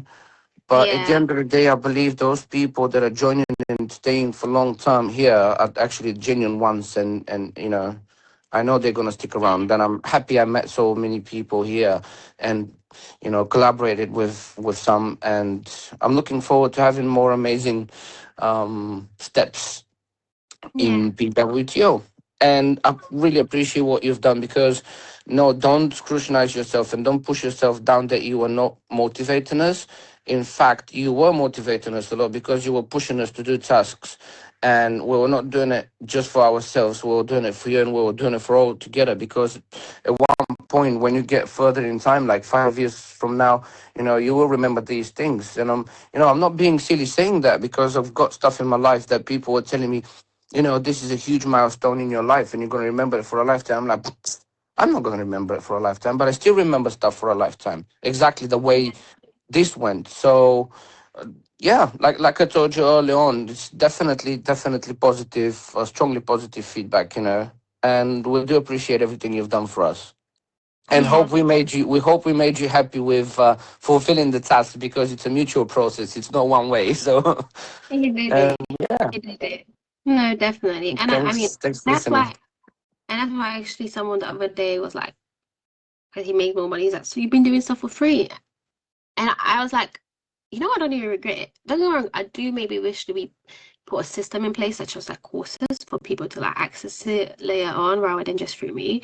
But I don't regret it. I don't regret it because like everyone's here today on this call because of the course. Like if it wasn't for the course, people wouldn't be here. Like I know there's like I already know some of you guys will definitely be in Project Takeover and like throughout so many different steps and journeys, you know.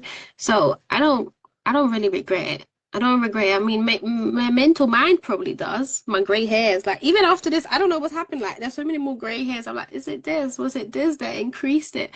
But I don't regret it. I met so many amazing people. I also, to let you guys a little secret is, so there's this lady, Sigrun, that she teaches you how to do courses, and she's like, stop creating courses that people don't need. Gather feedback throughout the weeks that you do it. Listen to what people need, so that when you create a course, it's not a course that you think is needed, it's the people that need it. So definitely, a lot of your questions will be answered in the courses that we have, because I was making notes. You know, it would allow me to see even certain problems that I would call them certain, you guys use different words for it, you know? So it allowed me to learn more about you guys as well. And even now, the fact that it is a community, it will never stop doing free stuff because, well, it's been our mission. One of my biggest goals is for Project Oiteko to actually just get where we can work with kids. Of course, with kids in schools, like you don't get, there's no money in it. So I need to build foundations that stuff like that becomes let's say like doable, because right now, like, I mean, if I just wanted to go and help kids in school like physically, I who's gonna feed the Lithuanian child? So I want to make us in a way where we're so sustainable that we can go and encourage the next generation of kids. We can and help homeless people. We can help people in all these countries that don't get opportunities, and women, and encourage men to take over the world. And I don't want people to have a life where they regret. I want people to have a life where they feel they did what they wanted, and at the end of it, they look happily rather than I wish I did this. And even now in project management, I see it all the time. Like I'm working with people that they're like 60, but like there's nothing to show for their life, to the point where sometimes I even feel bad. Like I don't even really talk about project takeover and stuff in my dreams, because I feel like one, well, your dreams can be bigger to small-minded people, but two, so sometimes I see when I get all passionate, like you see the regret in their eyes because they didn't do it. And you know, that's really the main thing with project takeover. It's not even about the jobs, it's about, yes, if project management allows you to feel like that life, like the way I love project management, and how even when things are stressful, it's just not as stressful in my head because, well, I love it, you know? Like if I can allow anyone to get to that stage, like that's really the mission. Like the mission is not to get you a project management job. And that's why I even said, so what's afterwards? Okay, yes, we got you a job, but what, you're gonna stay there for 20 years? Bun that. Like what's the next step? Um so yeah, let's read through some of the other things you said. Are you guys gonna make me cry? I'm gonna cry. I'm surprised. I think it's just this whole journey has been so chaotic that even yesterday I was like, on Thursday I was like to my mom's boyfriend, like, I want to cry, but I physically don't have the time. So now I was like, I kind of have the time to cry, but I think my whole body has just got so used to chaos that I'm very robotic. What did Francis say? Oh, honestly, I find you on TikTok and live stream, and I feel your coaching has given me direction and clarity. Oh, I'm so glad. Thank you for your insights and support. Also, the confidence to change my career path. Yes, we love it. We love it. And remember, project management is everywhere. This process has made me get real with myself, where I am at and where I want to be. You've been so supportive. I really appreciate it. And you know what? I really appreciate you sharing your journey and stuff. I mean, like I said, obviously, hopefully even the school made you realize how much impact you have made, that you don't realize. Basically, Amelia wanted me to make some changes, and she really felt like I was too busy and I probably won't care. And that's not your role, right? When you're in this community, your role is not to think it's due to busy. That's not your role. Your role is to let me know what your blocker is. Then my role and my duty of care is to go and either unblock that blocker or find someone that will block the blocker. And what I was really telling Amelia is like, yes, like I'll make it better for her, but she doesn't realize that one, she might be making it for other people who are not talking about stuff, and three, for all the future generations. And even now, me and her talking about like a whole different strategic approach, how to go and shout the industry and really make it a better place, you know. So sometimes if you feel like you don't want to tell me stuff, just think how many other lives you could save, you know. Think how many other people might be struggling with this and not saying it. And I mean, even if I knew certain things, I would have did it way differently if I knew it right at the start rather than 5 weeks in, you know. So no, thank you, and appreciate everyone every interaction that I have, every even coaching that you guys pay for. It's so weird. Sometimes I end up feeling like I also get coached, you know. It's such a beautiful journey. So yeah, there is massive opportunities to work in schools and potentially get paid also. Definitely. The youth is that's what I want, right? Because actually I need to send it to you guys. My little cousin sent me a leaflet, and she said, I just wanted to make a leaflet so I can tell people how fun project management is. You can make friends, you can enjoy life and the progress. You can enjoy the progress and live the life you love. All of these things is because she's been in few project takeover meetings, and now she's been watching sessions on YouTube. She's associating stuff like make friends with project management, but that's because it's she's associating project takeover community. But you see how she's only 8 years old, so for her to even start getting things like live the life you enjoy and have fun in the process and everything's a project, like that's honestly the best. Like that's all. I didn't have a nice childhood, and since a kid, I always said like I'll make sure to make sure no other kid feels the way I felt, and I always make sure that I'm basically just a person that I wish I had. As for kids, I'm a person that I wish I was as a kid. In project management, I wish I'm for the entry level people, what I wish I had. In the senior people, I'm like what I wish I had when I was a senior. Like everything that I do in this life is, I just try basically the person that I didn't had. I just try and do that person, and I think that's how I managed to be such a, let's say, nice-hearted person in every single aspect, whether it's project management, whether it's community, whether it's a friend, whether it's a kids. And I just tried to be a person that I wish I had, you know. I just tried to be that. And I think if every single person did that, like that alone would make a world a better place. I imagine like all of us just try and fill the gaps that we wish wasn't there when we was growing up, or even now. And even that's like the whole work experience came in, like, because I saw how hard it was after my master's degree, all theory. Like I'm constantly just filling gaps that I felt like was blocking me. How to brought us clarity, commendable approach to work and life. Amen. Amen. Yeah, no, I'll start by building your network within your education sector and align with you for generations to build your brand. Yeah, and to be fair, right, grants. So kids and grants. I'm looking at some grants right now. I'm not going to talk too much about it. Even these things come up, I'm like, this is not the right time. But when it comes back when perfect, grants for kids stuff, beautiful. I can see your passion and hear you're a very impactful person. Oh, thank you, Francis. Thank you so much. I appreciate you guys, and I appreciate your support, right? Because I mean, I don't know, sometimes people come on TikTok live and they're like, oh, she's scamming people. I'm like, how am I scamming people with a free course? She's scamming people. She doesn't know anything. She's just telling you to come to her course and pay money. To me, of course, I do want you to feed a Lithuanian child, but that comes to an extent, right? That's why I don't tell you, come and sign up to this membership. Tomorrow you're going to get a job. You need to be realistic with it. I'm not going to sit there and be like, come and work with me, pay £10,000 and tomorrow you can get a thing. There was someone that actually said they will pay me whatever I wanted, but they were not going to do work and they want me to get a job. How can I do that? You can give me $1 million. I can't do nothing apart from impersonating you and stealing your identity. But even then, when you get hired, when they see me, what are they gonna do? There was someone that said they will pay me to do the interview. What?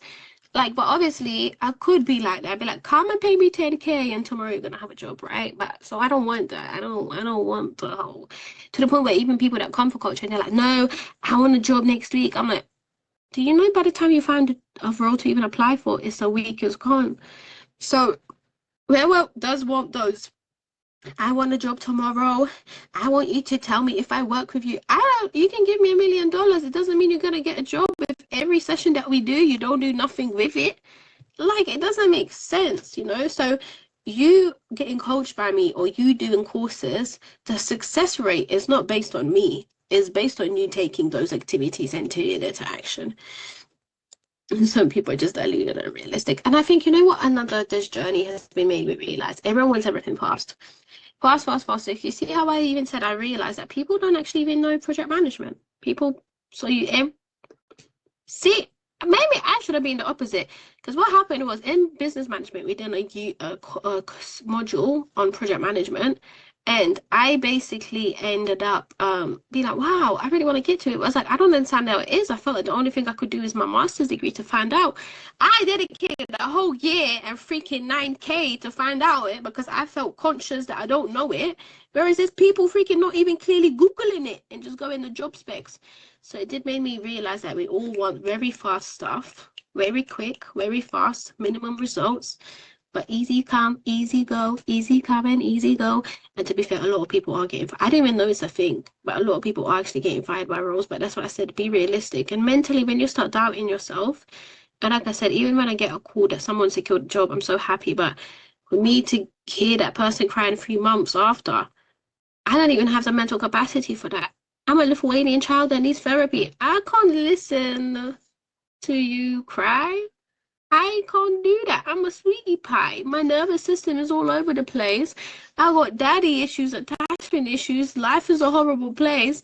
So I can't do that. I can't listen to you cry 3 months in. Like if it's like then I'm basically there doubting myself, and I'm like, why did you encourage them to go for such senior role? Like you knew they technically were not ready, and that's why I'm even now in reality. I'm like, I don't want to tell no one that they're not ready for nothing. But now I'm like, I'm so scared that some of you guys are gonna get hired as these senior people, and then you're not able to keep up with it. And remember, as a senior person, no one's there to guide you or hold your hand.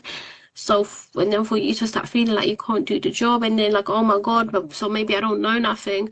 For me, that was probably the most horrible experience. Like, I will take all of you guys sitting here and telling me, gee, your course is shit, I didn't secure an interview, over someone actually going and securing a job and then mentally going into a pitfall. I can't do it. So, yeah, no, no, no. But yeah, all right then, my lovely pies. Thank you so much for another. Well, it was our last session, so it was 3 weeks. It was supposed to end sooner, but it was nice. It was lovely. I told you I got attachment issues, so you guys better show up at least to the 10 a.m. sessions of Project Takeover. I don't even know what to do with them because technically they're weekly, and then I didn't even put weekly sessions as part of any membership because I was like, if I continue going like this, I'm gonna pass out into dust. Quick question, G. So the weekly ones will be 10 to 11, but as we continue with the work experience to the end of the Global Summit, are we going to have weekly Saturday meetings for the work experience? As I know that the 5 week job hunting is over, but do we continue with the meetings for the work experience? Yeah. So for now, we'll continue until I need to just have a reflection point. For now, we'll continue with the weekly 10 a.m.s. So 10 a.m. will be a project will take over, normal community catch up. And I'm going to start bringing back guest sessions for people to speak. From Okay. 11 till 12 is Project One. So I need to align with Project One and just realize, are we continuing? Is the team dropping? And I will continue the website. So that is technically from 11 till 12. And then if no, from 11 till 12, yeah. So basically what I want to do is back to back. So either we're going to do 10 a.m. session and Project 2 will be right after, or it'll be 10 a.m. session, Project 1 and Project 2 at 12. So I just need to find out what we think we want to do with Project 1. Are we still doing it together? But basically, yeah. So 10 a.m. sessions, weekly project takeover, Project 1 at 11, Project 2 at 12. Right, you'll keep us posted in WhatsApp anyway, so yeah. Yeah, Right. even made me realize today. I was like, "Whoa! Finally, my last day when I'm not back to back." And as I'm just talking to him, I'm like, "Wait, hold up! It's still back to back." It's just a lot of time, man. It's a We'll, lot of we'll, time. we'll get it. So they take a rest. You deserve it, and keep us posted in WhatsApp, and we'll take it from there. We're online all the time anyway, so So we'll thank stick you, around. thank you. And then Amelia said, "Can you Thank list the you. jobs that are linked to PM?" So part of one of the modules on the everything you already got project management. I basically posted loads of roles in there, so you can basically access it through there. And maybe what I'll do is, but I will make it. I'll make it into a personal post for another time as well. But yeah, I mean, a lot of these things, obviously, I'm keeping it as part of the paid memberships because another problem is I keep giving you guys everything for free. So it's like, why would you pay for anything when I just give you everything? So you can access that in the paid membership.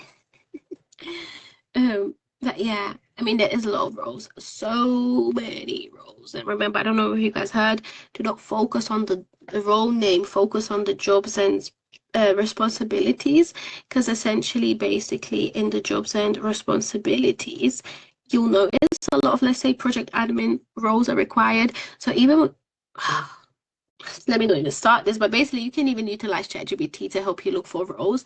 And you can basically even say, I'm sharing my CV, look for project administrator, project coordinator, whatever roles, but also look for roles that match my experience, because then it doesn't just look for project support, because there is other roles such as like data support, it might be called, and you'll see that actually it's the same as project support.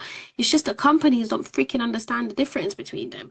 So sometimes don't base your journey just on the roles, base your journey on the skills required.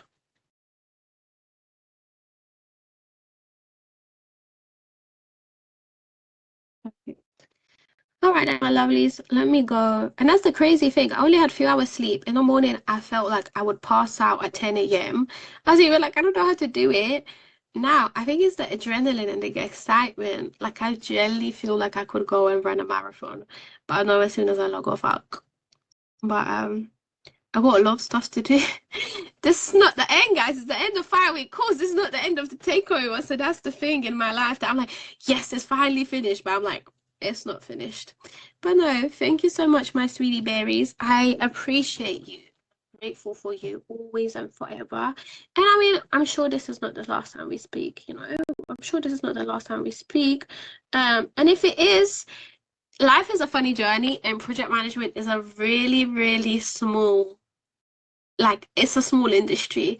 So I promise you, even if you don't join the community, me and you are still gonna be around each other, and we'll bump into each other, and we'll probably do some cool stuff in the future. So a lot of the connections that I'm working with now, like even Abdul for Project One experience, I met Abdul in 2022.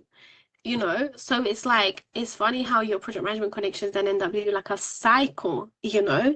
The guy from BBC that kept telling you guys that I can recommend you to the BBC roles, I met him in an APM event as a project manager before I even had my first role. So how funny is it? I mean, yes, but how funny is it that now, like 5 years later, me and him are so close?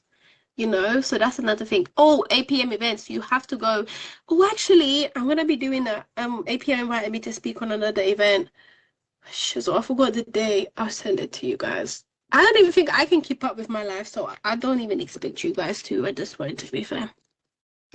But yeah, all right, my sweetie pies. Have a lovely evening. God bless, no stress, and thank you.